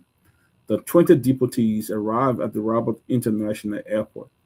Deportees include African national as well as national from North America, South America, and Caribbean. In the Caribbean, according to the Liberian Information Minister Jeremiah Pierre, Liberia Justice Minister Oswald Twe has said that they could seek asylum in West African countries if they wish. The United States Department declined to answer questions about the Liberian agreement, but said the implementing of the Trump administration immigration policy was a top priority. It said it was unwavering in our commitment to end illegal and mass immigration and boost the American border security. So the U.S. Homeland Security Department declined to confirm Thursday deportation for operations and security and refer additional questions to the State Department. Third country agreements are often shrouded in secrecy. Migrants have been deported to countries they have never been to or where they face risks and left with little choices other than return home to their country. The Trump administration struck an agreement with at least 35 countries to deport people who are from other countries, including Liberia, 13 other African 13 in Africa, according to the Third Country Deportation Watch, a partnership of Refugee International, Human Rights First, the relays of the Popular Record request. News report and other sources, more than 23,000 people have been deported to 26 countries under the agreement. So Liberia is one of them, but according to New York Times, Liberia will receive $5 million for that deportees, $5 million. So I want to know what is going to happen to the $5 million of the sending back to Liberia. So, folks, this is a closing argument. We're going to be with you in the next 15 minutes, and then we will be going. Today we have most of our panelists are out, so we're going to be with you in the next. Liberia is set to receive $5 million from the United States as part of a controversial third country agreement. Under this deal, Liberia agreed to accept up to 1,200 nationals and from Latin America, funds. The U.S. agreed to provide $5 million to help strengthen Liberia migration management system. The deputy plans allow up to 12,000 non-Liberian nationals to be transferred over the year, with the first group of 20 migrants arriving at Rawa International Airport. Officials state that the arrival individual can choose to live in Liberia, to leave Liberia, or apply for a local asylum. What do you have in Liberia, man, for people to go there apply for asylum? You don't. Your own people don't even have food to eat. You don't have running water. You got nothing really there, and you are bringing in 1,200 people. Say that you can grant them asylum or do something to them. That is just ludicrous nonsense and stuff like that. We see Robert in the back. We'll bring Robert on. Robert, good to see you, man. Good to see you, Doc. Good. How you doing, Robert? Good to see you. I'm doing good, man. Everything is good. It's a Friday. Everyone must be chilling out, huh? It seems like everybody gone. I'm the only one. If he had not come, I would have been gone myself in 15 minutes. We can do that because it's on a Friday. So I just thought to chime in real quick. Yeah, man. Let's talk about the first lady. As I said earlier, it's for me, I feel it's inhumane to have treated her, a woman, the former vice president, the former first lady, a former senator, for a woman who has served Liberia. I think I didn't see the decency there of treating her. Even her house arrest would have been appropriate, but they chose not to do it because they wanted to berate her and treat her like somebody, like a criminal, and to prove a point. And that's I think it was bad. For me, it was bad. Yeah, I agree. It was unnecessary. I mean, especially given the fact that there were no prior communication, with any intent to invite her over for questioning. She had no idea of that. And I'm sure had they communicated with her, she would have rearranged her travels. It was almost presented as though she attempted to flee justice, when in fact they had not invited her. Yesterday we talked about the role she has played. She's a former first lady, senior senator, deputy bank governor, and former vice president. None of this is to say that or suggest that she's above the law, but she's currently being protected by the EPS. The head of the EPS is part of the joint security apparatus in the country, and so I think that professionally, when they learned that she was on her way to the airport, they could have just called the EPS, whoever was in charge of her security, to listen, or call her directly. These guys have the phone numbers of all of these politicians in Liberia. Call her directly and say, listen, we know this is brand new, but there were plans to invite you over to answer some questions about this investigation. And we just heard that you are traveling out of the country. Unfortunately, Madam Vice President, you won't be allowed to travel out the country because we intend to invite you over for questioning. I don't think she would have objected to that. Yeah. You know what I'm saying? Or they could have her go to the airport, communicate with airport authorities and tell her, listen, you're not allowed to leave the airport. People do that all the time. We cannot give your passport to you. She's in her own country. She'll go and get a lawyer and try to follow up on I mean, they could have, like Robert said, they could have gotten a lawyer. They could have brought them in and just, go ahead, Rob. So they could have done that. They could have done all kinds of different approach, but to barricade her convoy, she on the video she talked about the police getting into a fight with the EPS, trying to disarm her EPS securities and pointing guns at her vehicle. I mean, that is completely unnecessary, especially in a peaceful democracy. And so the way she has been treated, I don't think is fair. And I think this is part of the reason why people are looking at this as a political witch hunt. And I know the president is playing with words when he talked about only witches are being hunted.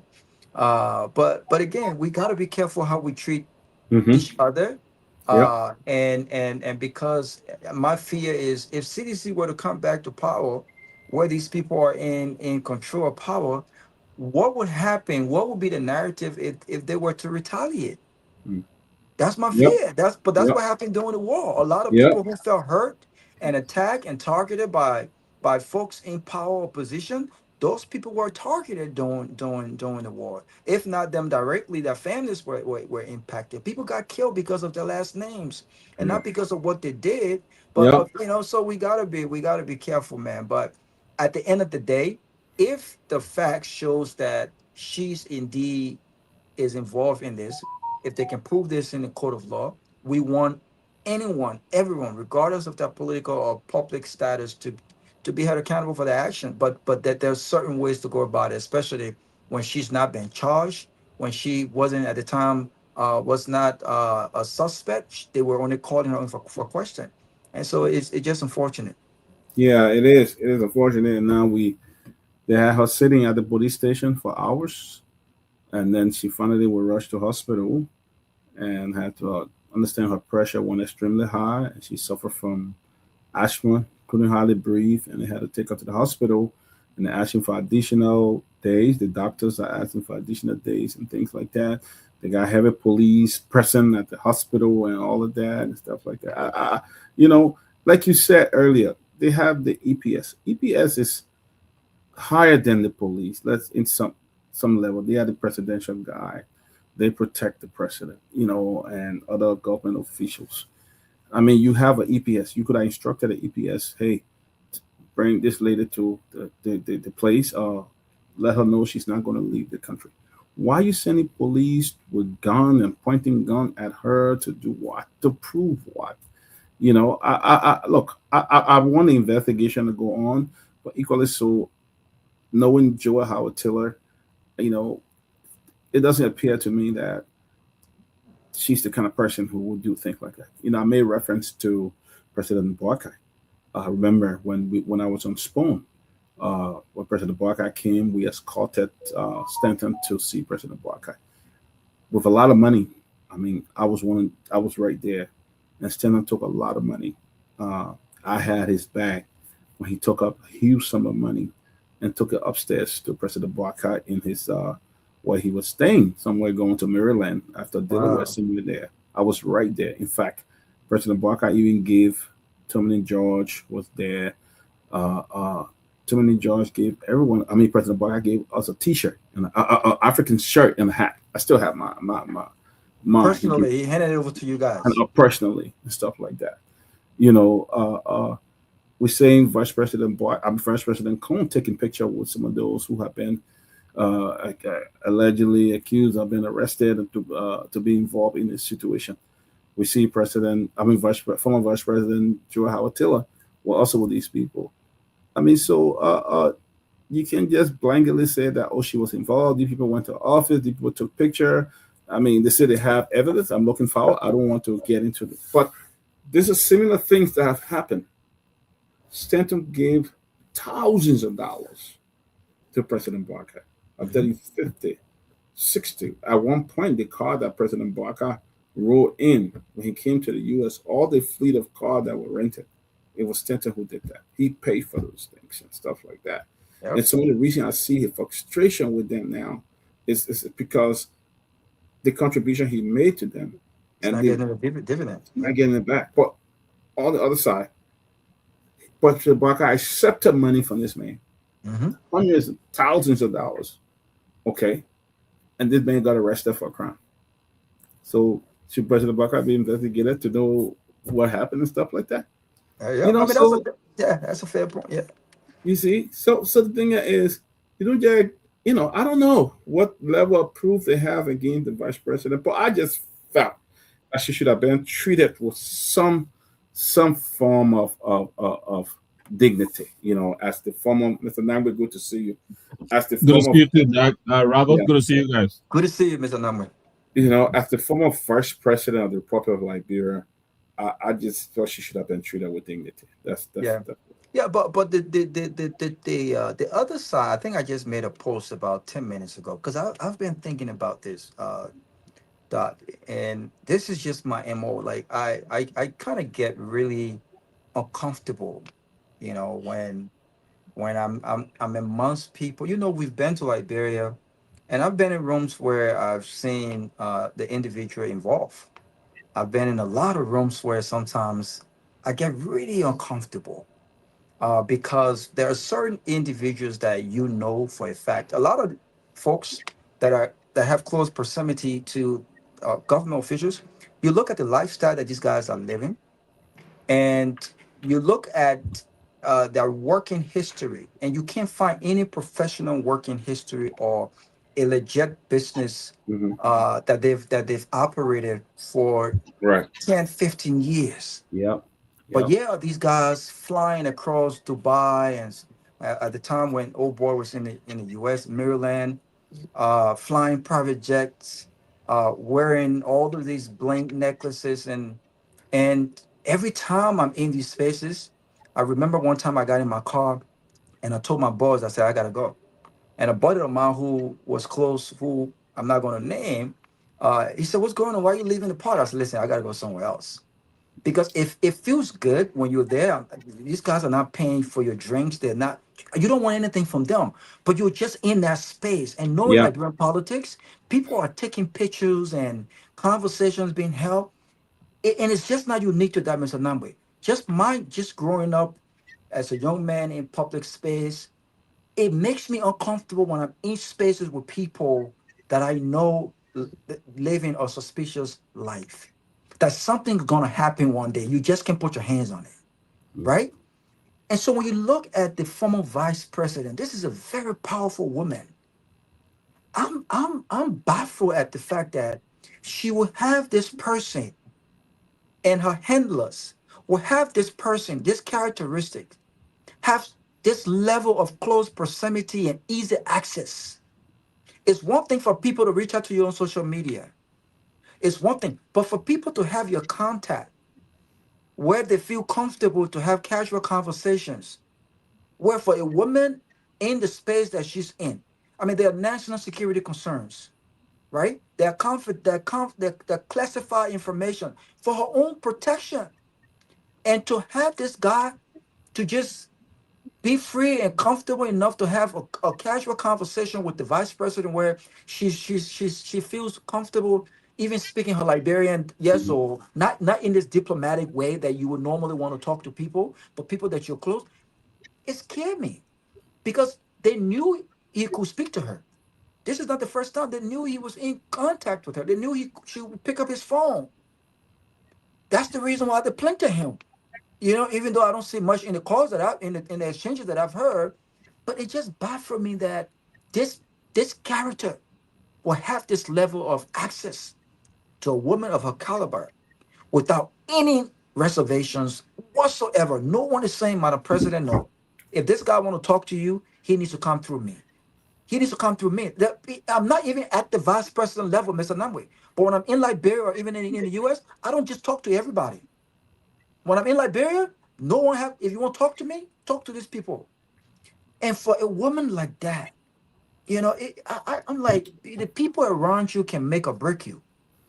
And when you have people around you that are not telling you and saying, Mr. Doc, I don't think this is right. Don't you think you need to reassess this? I think we need to take a look at this because I don't think this guy should have business conversations, fine. Presidential conversations, fine. But personal, in your personal space, it just baffled me that he had this much access to her. Mr. Dunwood? Yes, sir. Yeah. So, thank you, Doc and Robert. I'm sorry I actually missed, what you guys said. I'm coming from a local, from a funeral of one of my fraternal sisters, passed away. So I didn't listen, but I just come in based on what I'm hearing. Look, there are two things here I have to say. One, I totally disagree with the form and manner in which the vice president was brought in. All right. This is not about Joel Taylor. It's the same argument we made here with Fonati Kofa. This is not about the individual. But in our society, when you rise to a certain stature, there are certain courtesies that are due you. As if it were President Boakai or Vice President Kun, I would say the same thing I'm saying. I believe there's a certain amount of courtesy that they should have accorded this lady. I had the same problem with the way Musu's Scott was taken in during the murder trial. You know, took her, dump her in the pickup, you know, truck and all of that. You don't do that. All right. It makes all of us look stupid because those are the people that represent us as a country. You know, and all of the images you will see everywhere, you know, those are the kind of images. So I think they could have handled this thing better. And I'm surprised that IG Coleman and the team, they continue to do this because this is not the first time.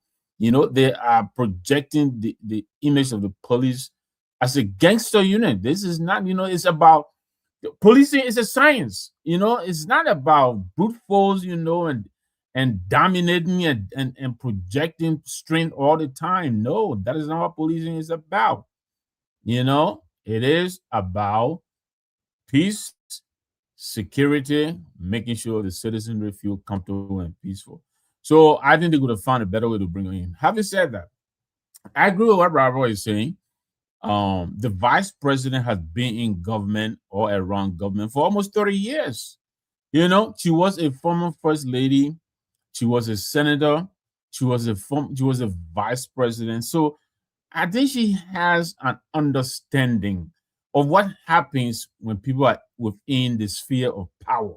You know, she has seen it. You know, her former husband. You know, there are things that he was accused of, which some of which may not even be true. But again, the same guilt by association by our Liberian people.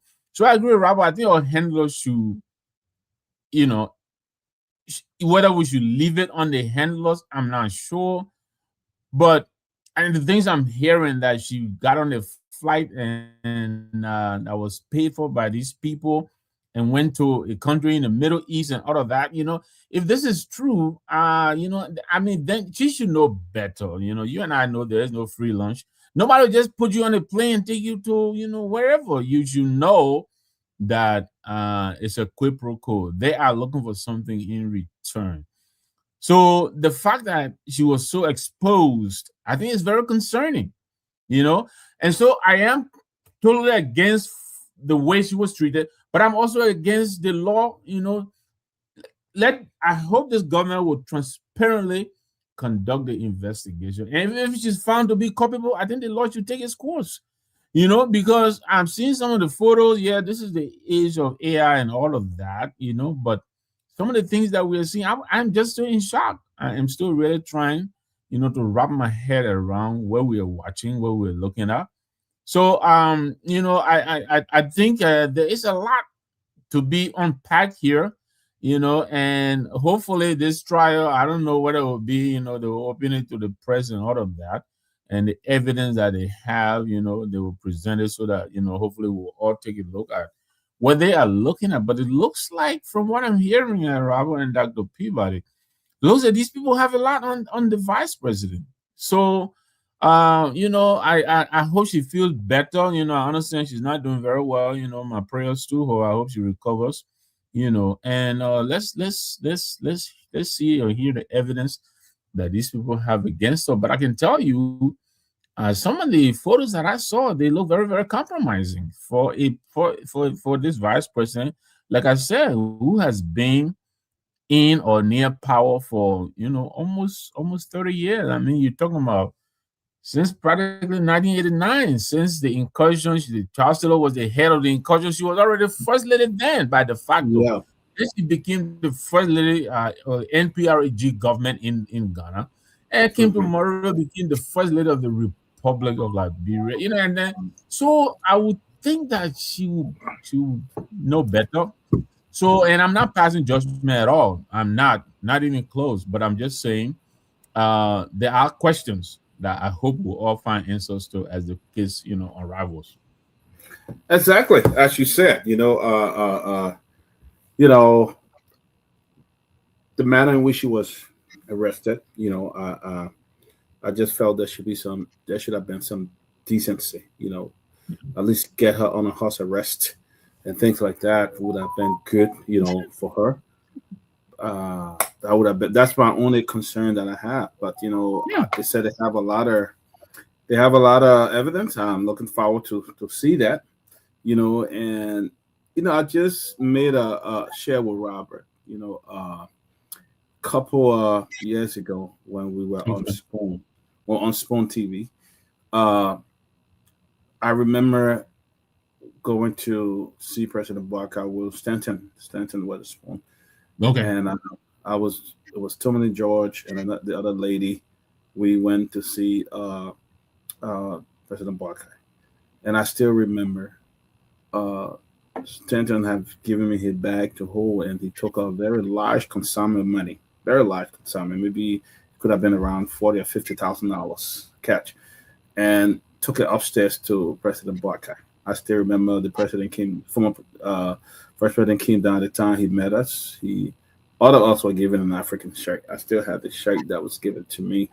And then Stanton did an interview with him and, gave him large consignment money, and then after a couple, maybe a year, Stanton was arrested and stuff like that. But what I said was, Stanton made significant contribution.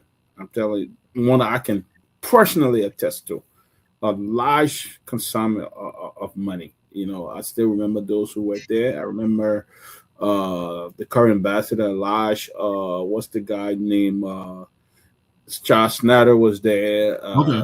One of those who was fired. Patrick Doe was there that day, and a couple of folks were there.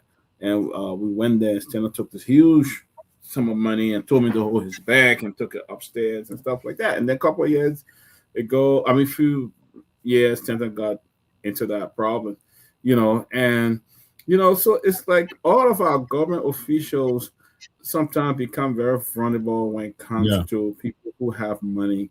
They make themselves vulnerable. We saw that the current vice president, one of the guys that were arrested, he's on a lot of picture with the current vice president, Jeremiah Cohn. And we see photos with former Vice President Joel Howard Taylor. It seems like people do not draw the line that this person is a high-profile government official. They don't do the due diligence in who they're bringing around them. The moment somebody come and have can show a couple of $100,000, they take him to go see the president. The next thing, they take him to go meet the other day I saw a Ghanaian blogger who is very popular. To the president's house having breakfast. He met the president of Liberia. I'm not saying that but sometimes the dignity and pride of the office should be respected. You don't just take anybody there to meet those people. You don't just take anybody to the president's office. You don't just take anybody to the vice president's office or to the home. They got to do the due diligence who these guys are. If I go Maria right now, I probably got 200 or 300,000 and say I want to give 50,000 to the vice president, book to take me there to see. People should do the due diligence in who they bring around these people to see them or who they meet. And that's one of the problem we have the vice president having now. You may not know, she probably just felt these guys were really real investors.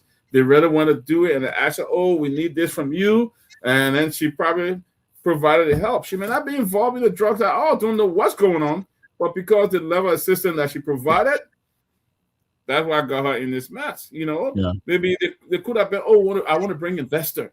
So, man, yes, bro, for you, this is $75,000 at least to help you with your project and things like that. Bam, you get convinced. We don't want you to help out with this. Or please do that. We'll bring you to Dubai. You'll come. Can you imagine a sitting vice president flying to a place like Dubai to meet somebody you don't know, somebody who's involved in a lot of crime around the world, and you're meeting these people, they're flying you, they put you in a hotel, they give you a gift, and they ask you, please help out with this. You're doing it, and you get caught up.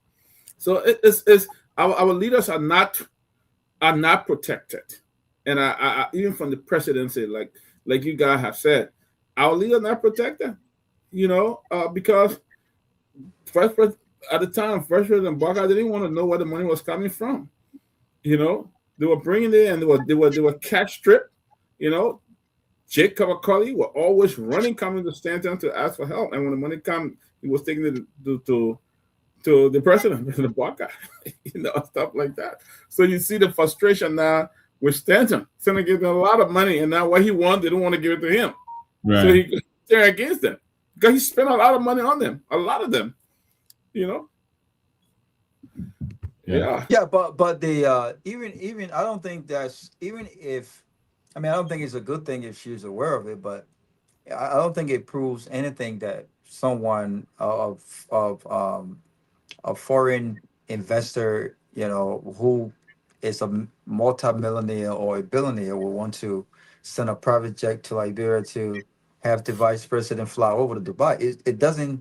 It doesn't prove that she's involved or she went to Dubai to have drug-related meetings, which is why, again, I continue to again, I wait for the evidences and to see what the state really have. But if the recording is what, if the recording and there's talk about private jet to fly to Dubai, and they will have to prove that the vice president in her official capacity either went overseas to generate resources to help the government invest in economy, or whether or not that was more of a personal drug related case. How do you prove that? It didn't happen as a private citizen.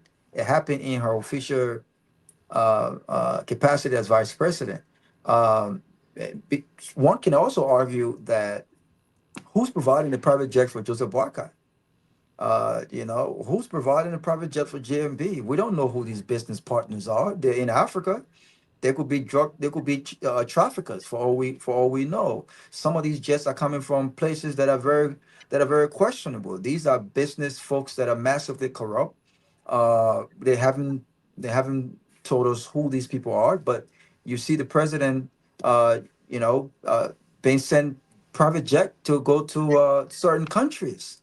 Who are these people who own these private jets? So, if they attempt to take that to court, I don't know how they're going to win the case. But I want to see, maybe as the weeks and the days goes by, we will begin to see hear some things from our sources. But based off what I've heard so far, I don't know how this is going to go. But we'll see what happens. When you listen to charges like unlicensed distribution of controlled substances, that's a serious crime. Yeah. Serious. You know what I mean? So I don't know what will happen, but I hope that, again, we want to fight drugs, but I'm still waiting to see the senior officials from this administration that have been involved, and they will have to answer in court if this so-called business in question halted in 2023.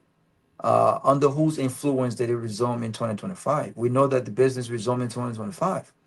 And so if the VP or any other part of the government official were involved in accommodating these people, it's been almost 3 years since they left power.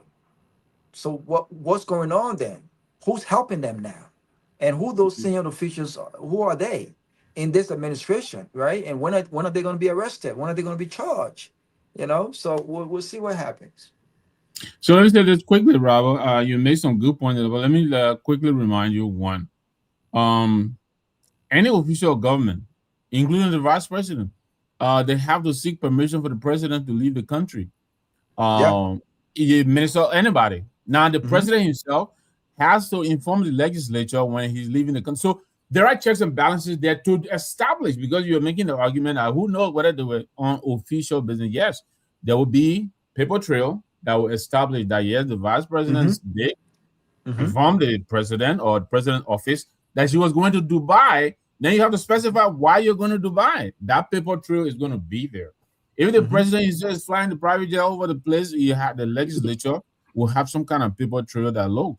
On June 23rd, the president wrote us that he was flying to Burkina Faso or wherever. So there are a little bit of checks and balances there. And we will see, whether, whatever evidence you provide will stand up to scrutiny. But again, we're talking about handlers and all of that. That's where the vetting is also important. Dr. Peabody is making this point. No, you don't just bring people into your sphere, Ravel, who have not been vetted, especially the vice president of Liberia. That's why the current vice president and Anthony Denuka and all of these people, that's why he raised eyebrows. He didn't know the man taking picture with him. But you and the man, only the two of you are in an office space. You shaking hands with the man. You say the man is just some casual president you taking picture with. That doesn't really stand the scrutiny. You understand? So yes, the people around before this president gets even through even if it is the private house, the guests of the vice president, the vetting team would have gone ahead and vetted this person. Sometimes and again, we've seen some of these guys we talked about, or what's his name? The guy who was with the vice president, the president's son, all of that. He was in the company of the president with a phone in your hand, all of that. When I met with the president, they made me leave my phone in the tray. They make you leave your phone. Yeah. So and Dr. People are talking about a certain amount of comfortability. Unless you're so comfortable with this person now, you understand me? Yeah, let my son come with his phone and all of that, because you don't want to catch the president or the vice president in uncompromising position, take a picture with the president, maybe eating and all of that stuff. All kinds of stuff. And even the security. These days the phones are very, very, very powerful. They do a lot of things. Yeah, they record you. They record you unknowingly. Yeah. Thank you very much. That's part of the reason why they don't let you let your phone in certain places. And what people don't understand, you can also demand, you can also demand these things. If you're going for a meeting, for instance, you can say, listen, if I'm not comfortable, I think we both should keep our phones, away from the meeting. Yeah. And people can demand that, especially in Liberia. I would do that. If I'm meeting with some people that I don't know right now, I'm not going to be having an open conversation with people like that. I tell you a personal experience. Maybe a year or two ago, my wife and I were in Monrovia. My wife's from Nimba. She knows Prince Johnson. He's a family. So we went to see the lift senator, and I have a phone with me. I can tell you he was very uncomfortable. He was looking at my phone without saying it. His eyes were telling me, "Okay, you big man, fool, you need to get rid of this phone. I'm uncomfortable." So I had to turn it off and put it on his table. Just to show him that I will not do anything funny, because look, just for the same thing we're seeing, people come when you are in power, people come into your sphere of influence with separate different intentions. Some of these people, they just need to take a photo with you, and they go and shop around. I'm friends with Robert. Robert is a hotelier, he can put you up in any way. I can talk to Robert. There are a lot of things that people can do with these things. So before you get close to leaders such as the president, the vice president, the speaker, the pro tem, the people like those, if vetting would have happened behind the scenes, who is this person? What is their history? What are they into? What do they do? What is the track record in what they say they do? Do they have established track record in mining or whatever it is that they say they're doing? So all of these questions would have been answered. You can just get in town and they go and see somebody. Dr. People are talking about 50 grand. I have far lesser amounts. Some people talk about 10,000 or less, for some of these people put up and they see, our higher ups in government. And I just think, I know times are hard on all of us, but our people have to be careful. He's narrating his own story with, the president. But the president just said it. He lived on loan. He will deal with even the devil. He said all of those things, and we gave him the reins of power. What do we expect? Now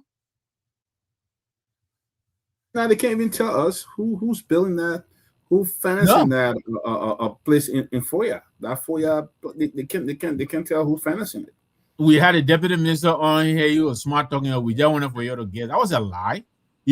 The story went for almost 2-3 months. They themselves couldn't get the story right. The minister of state, he had no idea. So he came here acting like, we knew all along. We're just trying to see where y'all will come away, all of that nonsense. He sat here and said that. I didn't want to, we just probably let that pass. But they themselves, now we're hearing the same thing is going on in Sierra Leone. They're building this drug kingpin was resident in Sierra Leone, who they now call Omar Sherry, or what's his local name, this guy from the Netherlands. I'm not saying he's the one building the place in Foya, but similar thing is happening in, we understand, in Sierra Leone, that he is sponsoring. And yet Yeah, we but don't. they've been accommodating him for a minute now. Though. Wow. Yep. Yeah, they've been accommodating him for a minute. Yeah. Well, I really hope they will be transparent with this whole investigation, because the president's son is here in the States. He's jollying around the country. I saw him in Minnesota for a funeral, and he's around jolly, and he was named in this, but he didn't go to. Nobody says he's involved, but at least he should have gone to the police station too, to answer questions like how you had the former vice president carrying her all around, pointing gun. I think he should have reported for investigation, but nothing like that. So I just hope to be transparent. I mean, I'm in for them fighting this drug and bringing the perpetrators of this crime to justice, but they also should be very transparent in who, when they name people, and because they say even some of the folk that they name haven't even been arrested. They're around moving freely and doing things freely. So, but what do you guys think? I ask you this, right? If there weren't a preponderance of evidence, why do you think Biago stepped aside?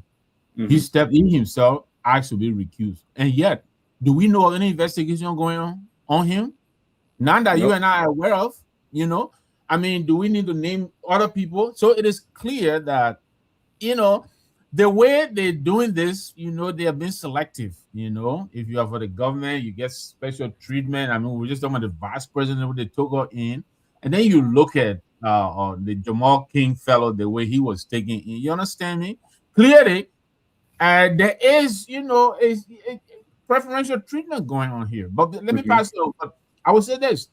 The president's son has to be careful, because he's not the first president's son to be as young as he is, and his dad is president, and he all over the place. I mean, we all know where Chucky Taylor is, and I'm not saying, but he has to be very careful.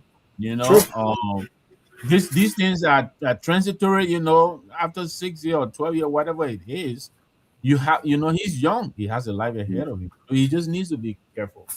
Yep. You got to be very careful. I think the movement of Georgia, I think is pretty strategic. I think it was already decided it was in his best interest not to be involved directly in government. Mm-hmm. But there are other things that he's involved with.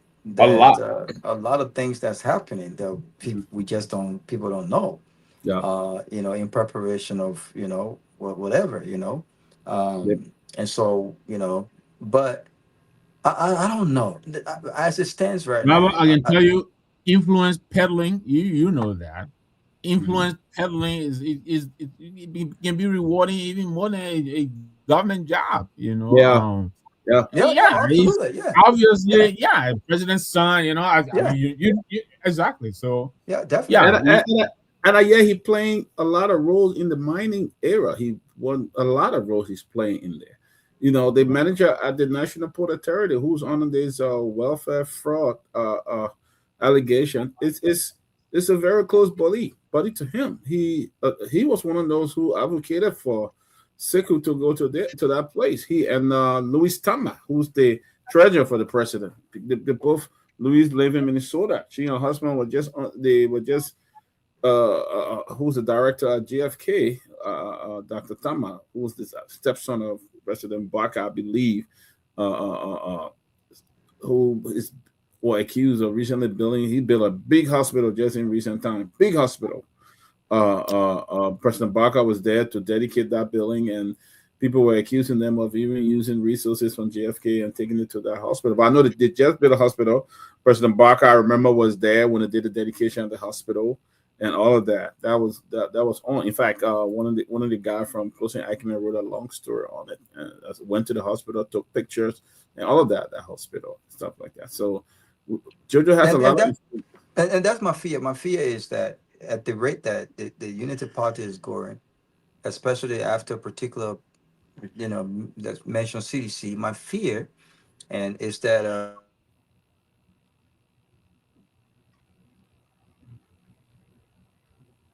I think Robert's going up. Ikra has a call coming. But look, I tell you this, that for full disclosure, I know Louis we were study mate.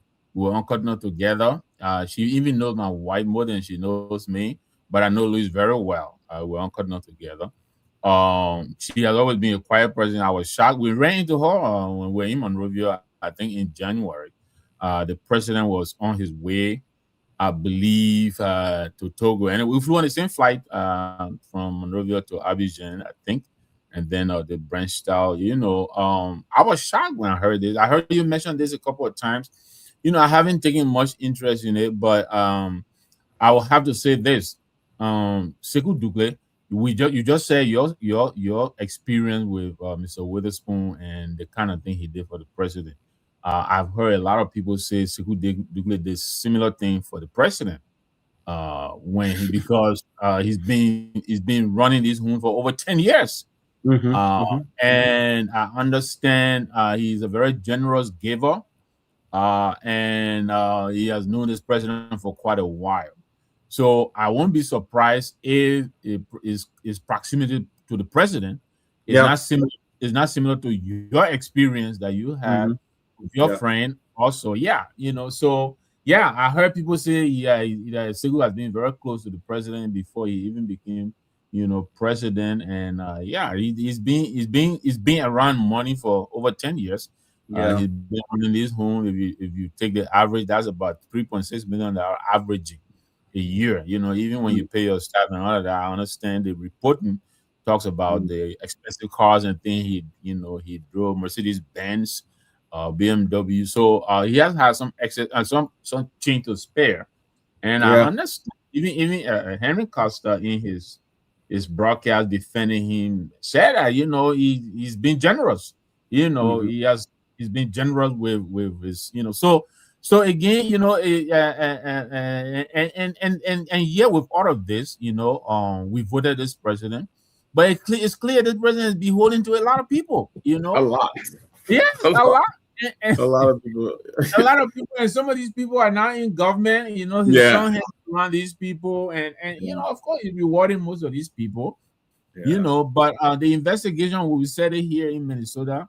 I listened to Henry Costa. I don't know him, but I've always felt he's a young brother who could use a little bit of guidance. I think that he has gifts, but sometimes I just think he rushes in too quickly. This Sekou Dougle thing, I saw he was very angry. People on his own chat were telling him stuff he didn't like. He was, when I started quoting Bible voices and all of that's when I knew he lost it. And 2 days later, what happened? The state of Minnesota feel there was sufficient evidence of fraud. And they're closing, you understand me? And we said it. If there isn't that because of the political season and the governor being a Democrat and the president in the White House a Republican, they are not going to let themselves be, sacrificed over anything, and being used politically. So they made a move, and I don't know how Henry Costa is taking it now that this has happened, because he was very, very emphatic in his defense that this meant nothing, and the story reporting, it said it meant nothing, and then look, here we are. I mean, So I mean, the president got help from a lot of people, and some of them they need to get their payback. Of course, they got get it back. But what do you think about 20 people arriving in Liberia? I think yesterday or today, 20 people. They have a big issue. The same transparency we're talking about, right? I don't know, maybe I'm being too simplistic, but I really think if people understand what you're doing, I think it will remove a lot of the speculation that accompanies some of these things. I listened to the Minister of Information. So far, that is the only thing I've heard from the government. And just informing us that there will be about 1,200 people arriving in the country without saying who these people were, though he said they were coming from, without even being specific. Some are from Africa, and I think he said Western World or something like that, right? I think there is for instance, what is the arrangement upon which these people are coming? Who are they? If these people are just like what they say, per country, the police, usually those are immigration people, right? These are the people who are waiting for processing, but they cannot come into the U.S. until the papers are processed. But yet they can't go back to their country. Most of these people are not necessarily criminal and stuff like that. No. But if some of these people that are convicts, you understand me? Some of these people are sex offenders. Some of these people are at the worst of the worst. You understand me? Then there will be reason for concern. I mean, here we are. We have people bringing all kinds of things into our country because of the vulnerabilities of our security system, and we're going to actually open the gates to, I don't know, 1,200, maybe out of those 1,000 of those people might be hardened criminals. We don't know. So the government, there's a need for them to come out and explain to us what is happening.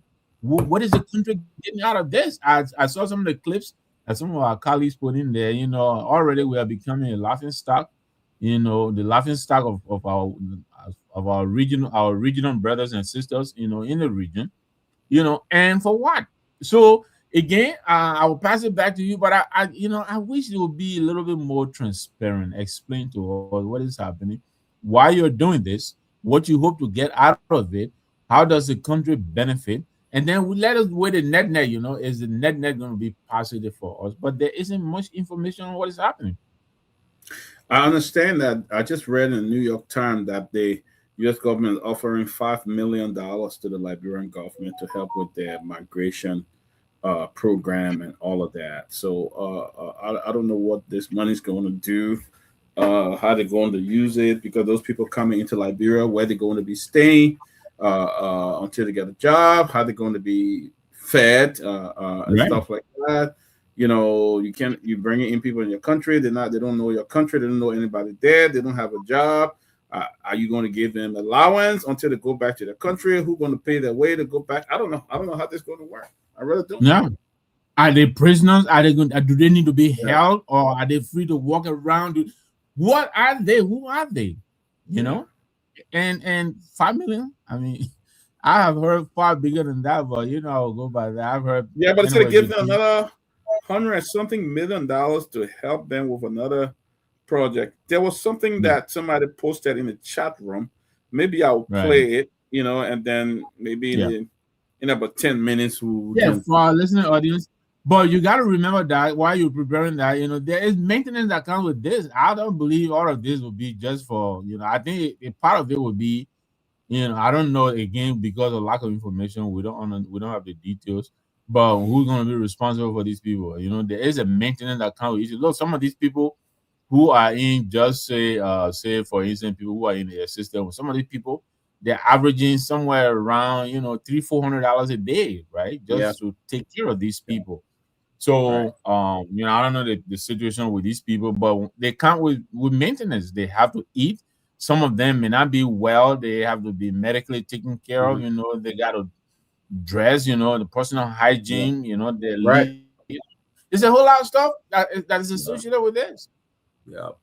There's one Nigerian news, and then I'll play this, and then hopefully we'll do our closing, and then we'll be done.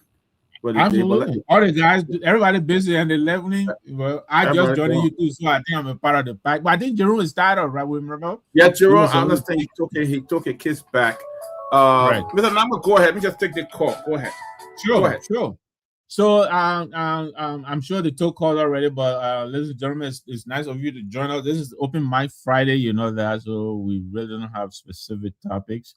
But we're just providing our opinion on some of these trending issues. I guess you've already called in to make your points, but we're just trying to understand, just like you. We don't have as much information on these things, and we're just trying to figure out, like Ronnie C would say, we're just trying to connect the dots. So we're trying to figure things out. But these are very, very trying times for our country. There's so much happening, and this government style seems to suggest to us that this is too much for them, and multitasking and being seriously engaged, it's a look. Right now, for instance, we move on from the 19 million. We're just talking about the 370 million, but that whole story that began from June 8th or 9th, we're not. I don't know if all of this is all part of the picture. We have no idea. Again, because they're not telling us anything. So we have that happening. Former vice president, another big story happening. In the midst of all of that, 120 foreigners are coming into the country from the U.S. We have no information on that. And so when we come on here and we're talking these things, we're talking because they are giving our cause to speculate. We will not speculate if they give us the information. Just come on and tell us what is happening. Even you bring them on as guests, they will come on here and bloviate, and they want to show all they are the smartest people on set, and they're smart enough. That's why they're in government. So we already get that. So don't be coming on here and trying to prove to us that you're too smart. Just come on and tell us already, what it is you're doing. I think that's why we bring you on here, so that you can communicate with our people and let them know what the government is doing. I think that's the opportunity we're trying to give you to explain what you're doing. But some of them do come on and do very well. But some of them come on here, they're very combative. They want to show to us, that we're little people, and they're way smarter than us, and sometimes that tends to take away, the purpose of their coming, which is to communicate to us and our audience on what this government is doing. But then they tell us, oh, you don't pay attention. When we talk, you don't pay attention. But of course, when you talk, then you come up with some of these theatrics that tend to actually, step on your own message. And we're saying that to the deputy minister who was here on Wednesday, that, sometimes you put out good information, but you don't give us time enough to absorb it and digest it. And then you come up with these inflammatory, descriptors of opposition people. The former president of the whole country for 6 years, you compare his thinking faculty to that of a mosquito, and he denied it, but he did say that, referred to an opposition leader, the man who has been the head of a multinational company, billions of dollars, call him a dwarf or whatever you refer to him, he's just antagonizing everybody. Senator, anybody who's critical, who's asking critical questions, not even questions, not opposition, just critical questions that anybody will want answers still. But if you dare ask these questions, then you become the no man, and they bring the brakes down on you, they write all their stuff on social media all day, trying to show you that you are a nobody, they're smarter than you, and that in itself, it takes away from the message. They're doing some stuff. I have to believe there's some stuff they're doing, but they're not getting out of their own way. They're not giving them the message, the opportunity to marinate, so to speak, to settle down, and let the seasoning, the juice flow out of it. They come and step all over it with their antics, all these little things they do, they think they tend to suck the air out of the room, and that's what we're trying to tell our brother. He came on here, he started, Sylvester Pewee was a firecracker. Robert, know that. What happened? He's a firecracker. No, I'm saying the minister came on here, and I really thought, for almost an hour it was a missed opportunity, because he came to tell us what they're doing, and then he himself was saying we're not paying attention to what they're doing. And I was saying to him, but sometimes you step on your own message, all of these little antics that you are engaged with, everybody knows you got a master. So you're very smart. You're gonna make people come on the show. Listen, Bill was mad. Listen, no one. And then he went and attacked the neoliberal. He's neo progressive. No one wants to feel disrespected, and I think sometimes, Daniel said, one thing I like about him, I don't like his antics, and I think he is condescending and disrespectful to some extent. And sometimes you feel like you need to give him a taste of his own medicine. You know what I'm saying? But I just like the fact, like I told people, I like the fact that he still makes himself available. Not too many people come on here knowing that they're walking into the lion's den. You know what I'm saying? Like, so sometimes I like to go easy on him to create a space where we can really dialogue and have a conversation. But he tried that nonsense with me when he came here first. He tried that nonsense with me. And I myself went off. He tried that nonsense with me and I went off too. So when I saw people going off, I kept my mouth shut. I just kept because Daniel has a way of getting on your damn nerves. He has a way of doing that. So when he's telling people to shut up, you don't tell a grown man to shut up on public radio. You know what I'm saying? People listening like, "Barry, you're gonna tell the man to shut up." Especially Sylvester Pewee. Yes, you know, and so he's going to respond. That guy was something else. Then he told Tomalin, "Oh, now you need to tell us what interest you have. You need to tell us what interest you have." To himself. Yeah, he had to find a way to get around all the question. So he didn't. I said, so why did the president still have a press conference? You know, they say, oh, the man admitted that he knew, you know, he tried to contradict himself around him, but yeah, exactly. You know, the guy is, but I still like the fact that, and then so you see, when you go hard on him now, then he kind of calmed down a little bit. Yeah. Because you see, in Liberia, one thing I realized, even if you can't beat a man, somebody got to come off tough, because when people know that you just, they'll take advantage of you. You know what I'm saying? That's how Liberia politics is. And so when he's doing all that tough talking, I still like the fact that he's willing to come on. He's coming on next week again, so we can dialogue and have conversations surrounding the issues. But Sylvester, when Sylvester is mad, he just go off. You know what I'm saying? Like me, I can get mad, but it would take me a minute. Yeah, I just look. I like, you know what? But Sylvester Pewee is like seconds. Second, he goes from 0 to 100 in seconds. And he's a diplomat. Listen, but that's funny, man. That's funny. But listen, so man, they accepted. Great. I don't think that is having luck with that tape. So then we can. You ready to play it? Yeah, let me just play it, and then we can do our closing, and we'll call it for the weekend. I just want to play it. It was a Nigerian television station called Aras. They were talking about this. I think it was Arise.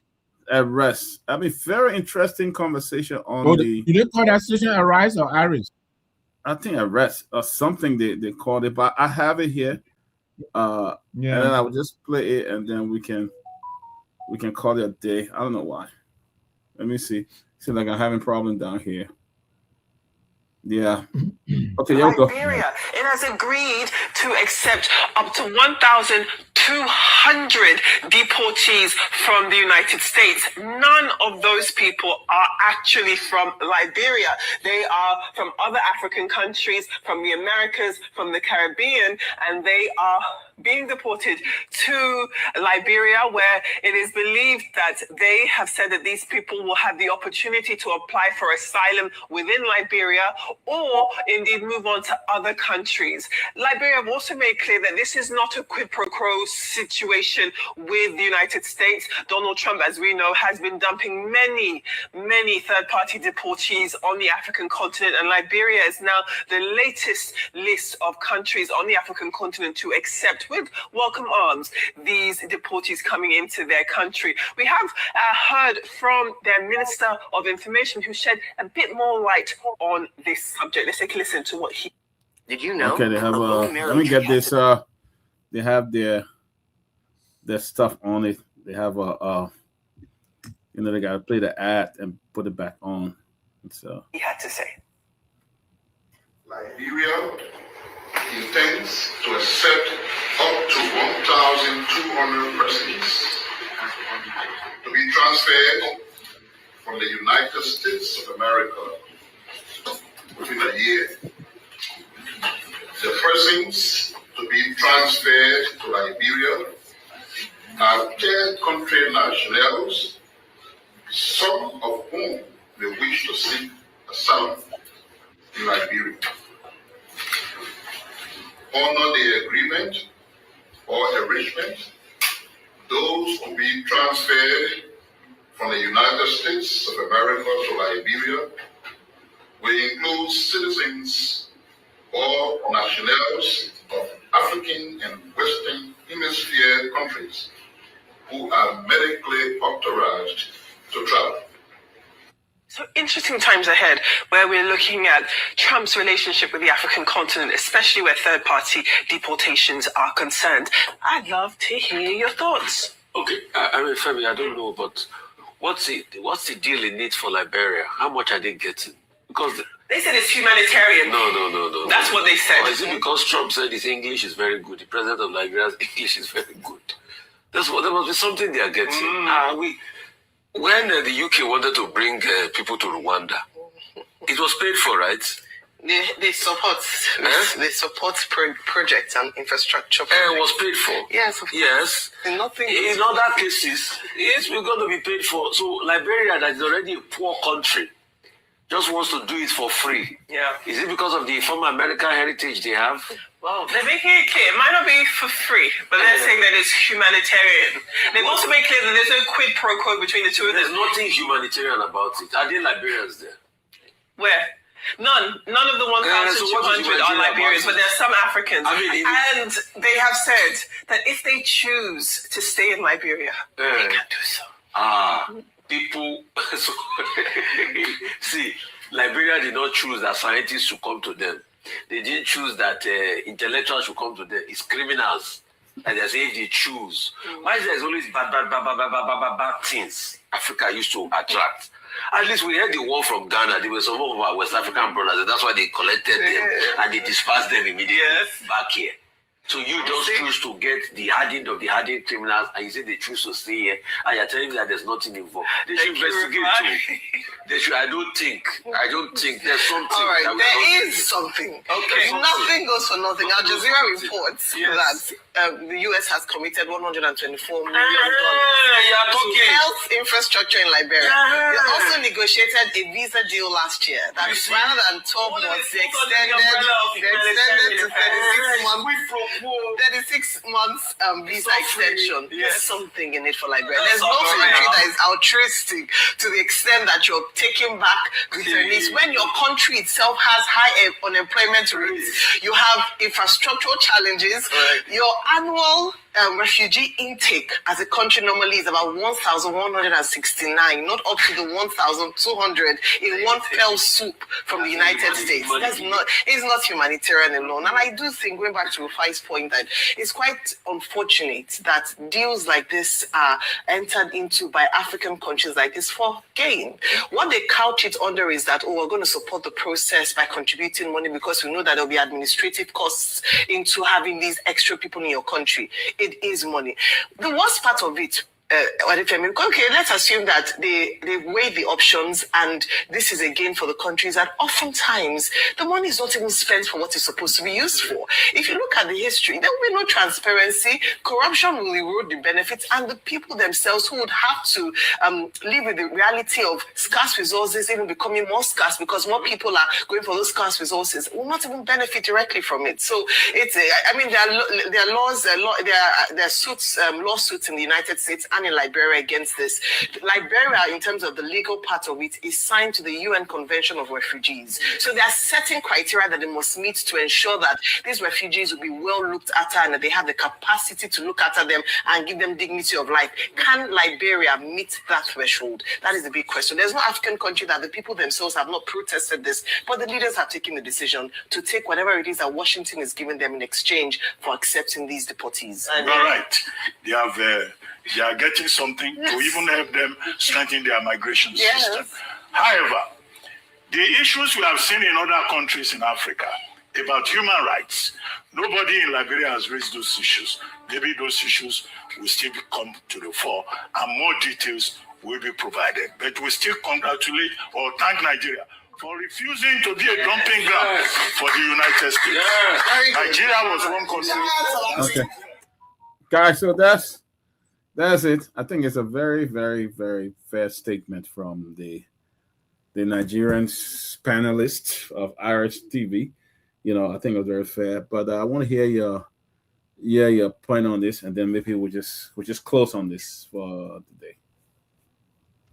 today. Something was said that in that exchange was that does Liberia have the capacity to provide a life of dignity to these refugees when their own people, when we cannot even provide that dignity to our own people? And this is the point that I've made. You know, it's not against accepting refugees or deportees or people seeking asylum. It can return to that country for whatever reason, but what kind of life are we giving them?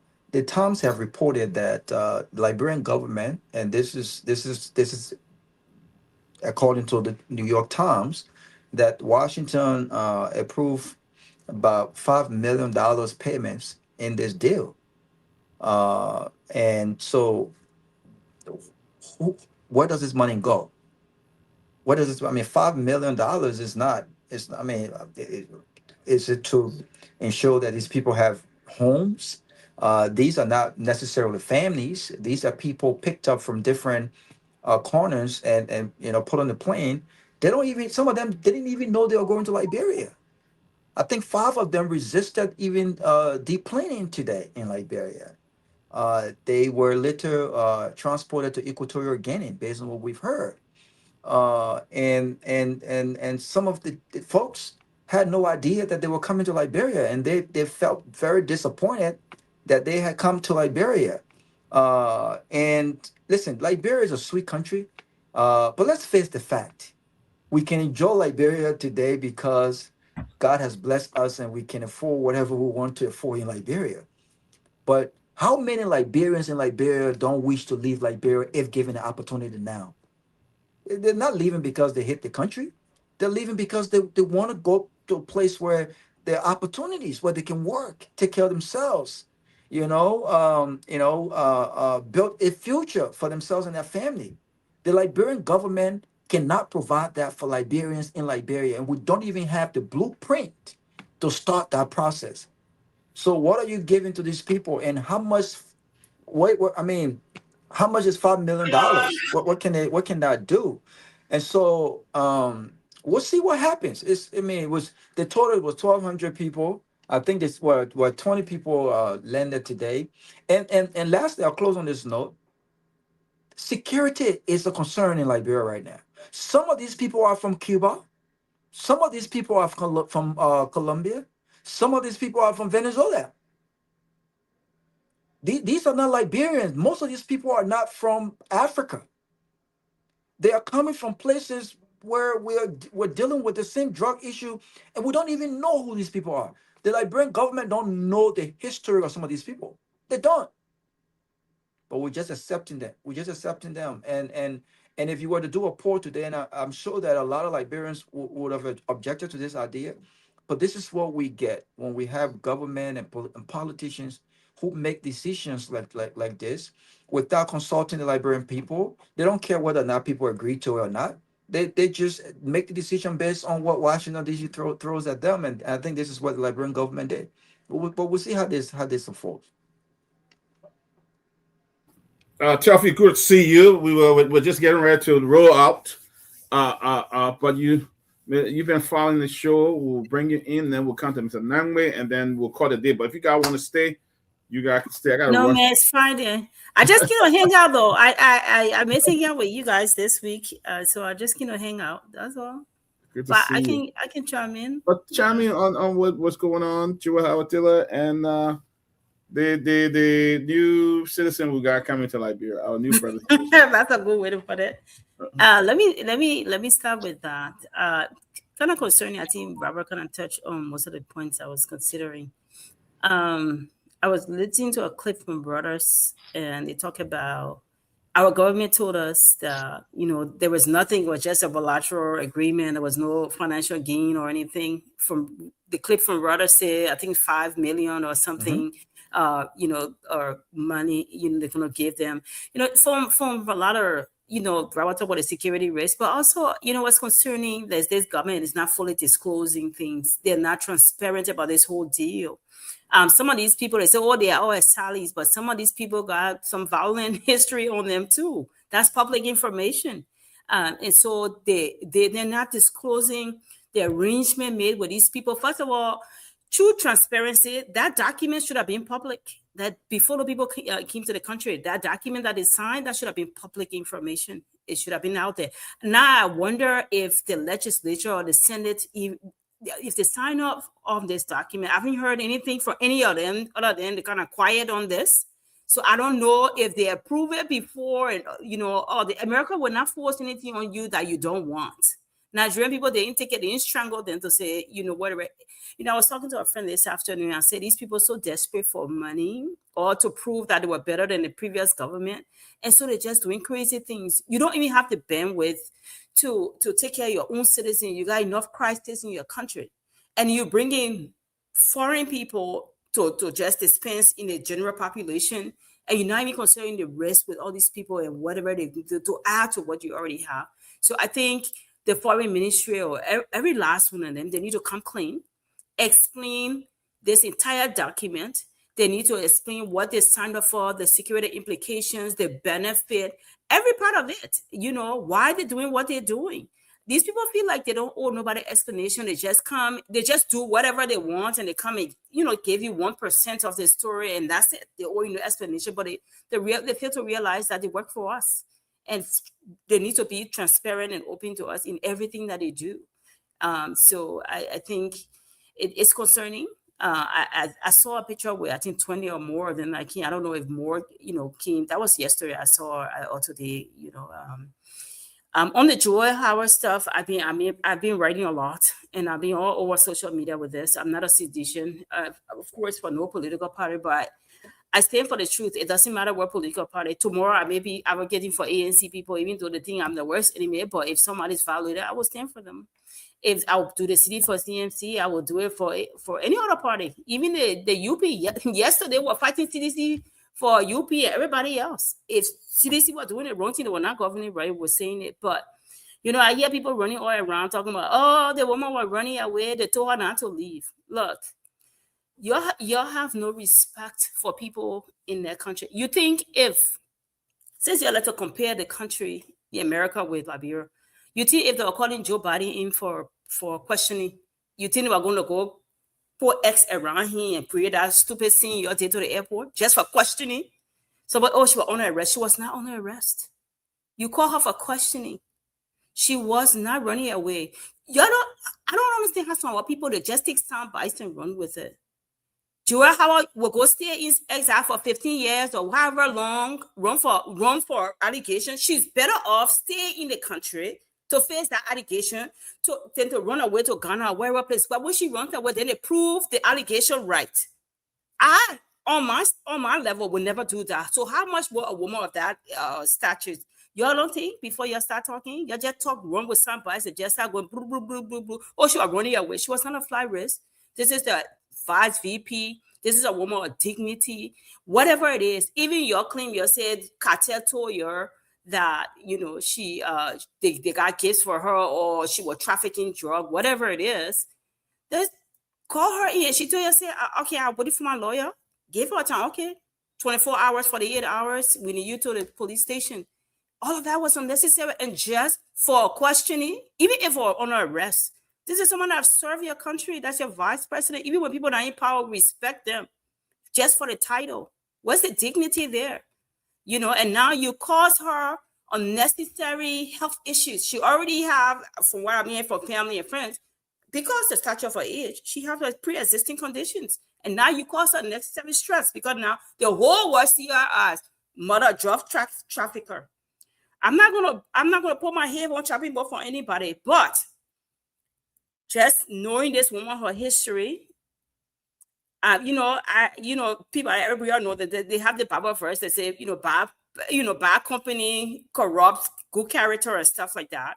My gut feeling is telling me that's the case with her situation. Just by virtue of her friendship with this boy, we all know this boy to be known criminal.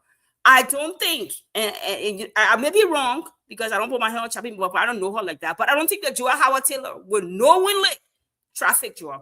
This is a woman who will have to deal with her son in the past, was dealing with the same issue, and thank God he cleaned himself like any other child in America, any part of the world. Sometimes they want to explore, but he recorrected himself. He put his life on track, had a family, and unfortunately he passed. So that the woman won't be a pioneer of drugs, trafficking drugs. I find that hard to believe. But let the evidence, the evidence point to that. And if that's the case, let her bear the full weight of it. But I think she was unjustly, disrespectfully treated. And I even heard today her lawyers and some concerned people that she authorized to come see her. They prevented them from seeing her. I mean, just making the case. But how is this government just making the test so easy to leave power, to be voted out of power? I mean, you're just making the thing so easy. Look at what you're doing. Even if CDC, that's right, say CDC were the one that brought all the drugs to the country in the past, the $500,000 drugs you got now. What happened to the people that in your own house? What happened to the people that right there that you're supposed to be lining up? Jojo Boyka was in the conference room with bundles of money all on the table with cartels. He acknowledged that the cartel called him. He told them, don't call me back or whatever this conversation is. Why you didn't call him for questioning? You didn't fly him to the airport though. He came to America, went to Minnesota with $150K plus wash. Twice. He wanted 2 different times. You didn't block the airport and said, don't go. He more fly race than Joy Howard. She got a lot to lose in that country. She's not giving it up. Jojo Burger he the fly race. You ain't let him go. You ain't call him for questioning nothing. Why? You're left the people in your government and you're chasing other people. You're chasing them by all means. But clean your house first before you start coming to the other people. It's like you got your yard dirty, your grass all tall, and then you go into your neighbor and telling your neighbor call your grass. How stupid is that? So we're fighting this case, but I think this government is losing this case. First of all, the case not so cold because what they did to me now, what they did with that whole Joy thing, it just messed the whole case. It was already watered down. It just messed the whole thing. And this government not known for winning cases in court anyway. So let's see how it panned out anyway. But that's my take on the Joy case. I think they could have acted better, even if they had a search warrant. And I heard they didn't have a search warrant even at that. But they could have acted better, treated her with dignity. And so that's what I have to say on this. Oh, God. I'm sorry. I didn't even know somebody was calling me. Yeah, but that's what I have to say on this matter. We'll be following. Mr. Namwe, yeah. Thank you, Doc, and Telvi, welcome again. This is going to be my closing. First of all, I am sure this Basiru guy who was in the company of this president was, I think, at one time, he was arrested by the feds, I believe. If he's the same guy for all kinds of charges during her presidency when she was the vice president. So again, we were just talking about the fact that she is in the company of these questionable characters. I think that is very telling. And again, I'm not passing judgment, but I agree with Telvi, and we've all said it here. I think that they could have caught her in a better fashion than they did. Former vice president, former first lady, former senator, she has attained a certain stature in Liberia, and she deserves certain courtesies. So I disagree with them on that. But I think let the investigation lead wherever it may. If they have the evidence, I hope they will bring it forth, and that it will stand up to scrutiny. Like Telvi indicated, they have a history of losing high-profile cases, and we also know the government that she served, the CDC government, they lost $100 million case. They played yama with that case, and those people were let go free. So all of these things are questionable. And then the people, the foreigners, I don't know. We're already having security issues here. Our security, faces challenges, and these people coming in here. This is a very nervous nation. I wish they would come out and be more transparent and tell us, what they're doing, and what is in it for us. They, like Telvi said, they work for us. I don't know whether they forget that. They are working for us. And we've said it here over and over. We're paying their salaries.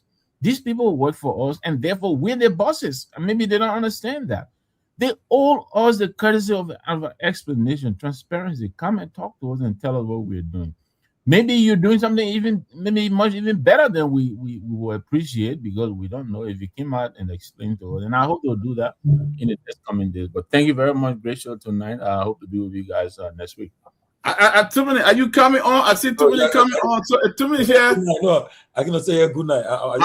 2 minutes coming. I will say I'm going, but I'll leave you. Always coming to the party late. You guys, man, what's up with that weak statement from the NPP, man? We'll talk about that next week. But let me ask you a question. So all the calls for the director of police to be removed, the president still enjoyed the IG confidence. The president, go ahead, guys. They call a scathing rebuke to all those calling for the IG to step aside. The president, but that's just say you don't know what going on around. That's his business. He said, Greg, we got confidence in you and we still support you. No, let's see what tomorrow. As a reality, the man. Let's not have consequences. You see, the president is telling y'all, I still enjoy this. The man still enjoy my confidence. Yeah, that's. But what people are saying. People are saying that perhaps there are bigger fish that are being shot as SOB. Of course. Who knows? But again, the journalists should be. What journalists can do instead of Martin College just be throwing anything out. Imagine if you go on the ground and then if the thing about it, if you want to hold information, you see journalists what they do in America, they can share. You get information, you're one today, then people always doubt you. You share with your other networks. Get on the Clara Jackson. People don't give credit where credit is due, so they make. No, I think we'll give him credit. But I agree with Tomalin. I think it would be more powerful if he share. He did all that stuff, right? Keep on all that stuff to say against the IG. What the president did today? President just saying, we hearing you. Then he came out and said, we'll still send more. We'll still do more. But from what I saw today, the president maybe he had crossed his teeth and dotted his eye. Greg got his confidence. But perhaps if you are sharing on other network, you got to share it to all per se. But get other people. And then you guys put the pressure there. But you alone doing it, you want to get all the credit? Man, that's how you do it. You see America, when people get breaking news, they give it to the other group. They all come away. No, I agree with that. But right now, he alone doing it as a result now, it's a rebuke to them. I think it will lend them more credibility if you were to share. I absolutely agree with that. Because other platforms will definitely do their due diligence before they put it. So what happened today? Costa got the edge now because he Costa been fighting. Costa said, okay, Costa got no edge. Costa got no credibility. Costa defending the IG. Costa is a defender for money. Costa will go where the money is. Show me the money, show me the favor. This is not somebody we should be talking about here. What they meant with me? That's what you can talk about Prophet Key. Talk about Yakeden. Who talking about Prophet Key? No, but you see that I've been going funny. What the credibility talking about Costa got where edge? And probably come on. See you guys next week. Good night. Somebody else to show up, man. No, but Tomalin, before you go though, Joseph Boakai mounting the podium to tell the country that he still reposed some level of trust in the IG shouldn't be breaking news. It shouldn't be breaking news. This is just reaffirmation that the lack of action from the president, from all of what has been surrounded the IG. I mean, everyone have seen that where there's smoke, there's probably fire because all of the deputies, all of the guys that are under the IG have been one way or the other implicated in this matter, and the president has not acted. They did this quick whatever investigations and he was clear, but we've seen the lack of action. So the president coming up today to say, "Oh, Greg, we trust what you're doing," isn't breaking news to us.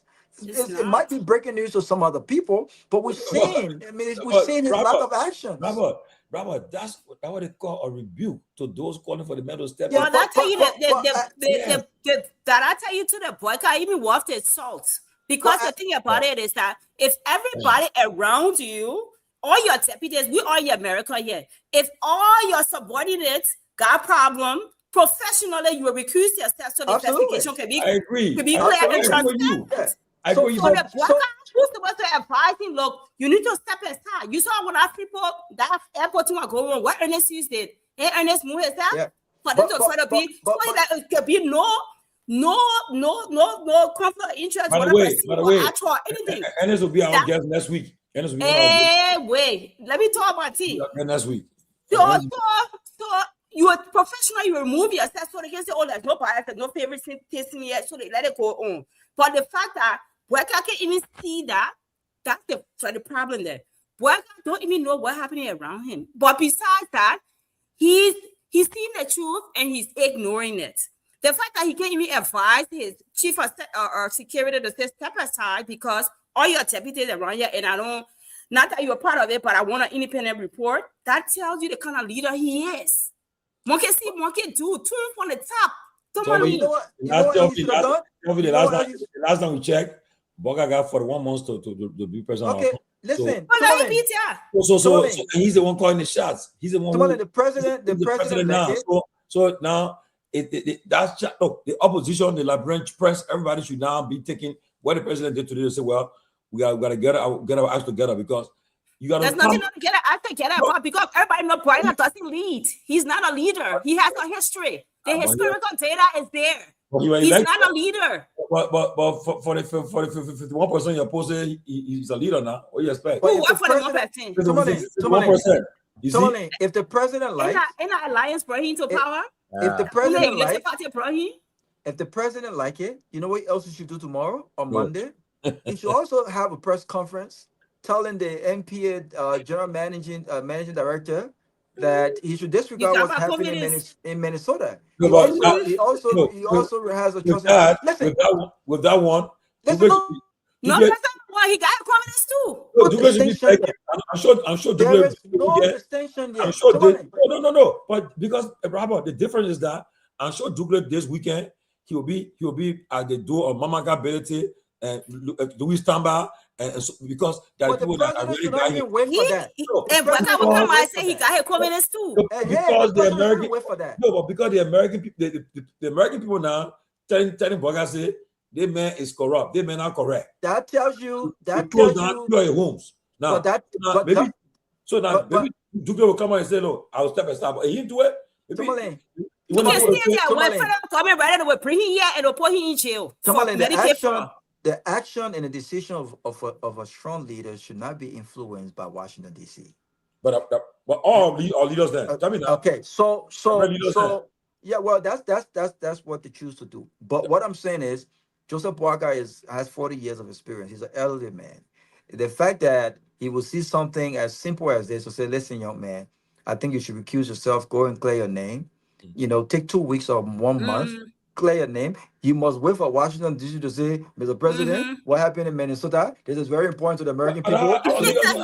So what I'm saying to you, Tomalin, how he come here and tell Greg, we still got trust in you. On Monday morning, let him come and tell Douglas, I don't care what happened in Minnesota, we still got trust in you. You come and trust in even Stanton. Let him also come and tell, I don't care what happened in Stanton.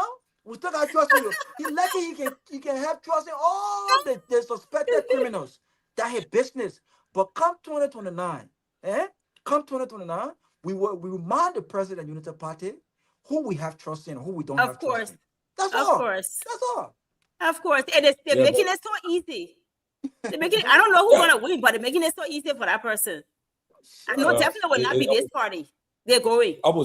Opposition, we had a looking if they let that. I mean, they're not opposition, man. They perform at the government. They're going back. The government going. Come on, this will be a rough opposition or not. The government going. They already shut the Senate. We have an alternative. We have a viable alternative. It will come. The alternative coming. We sending you. I said next year. Y'all have a good weekend. That goes to their Friday. I'm going to a party right now. Y'all have a good night.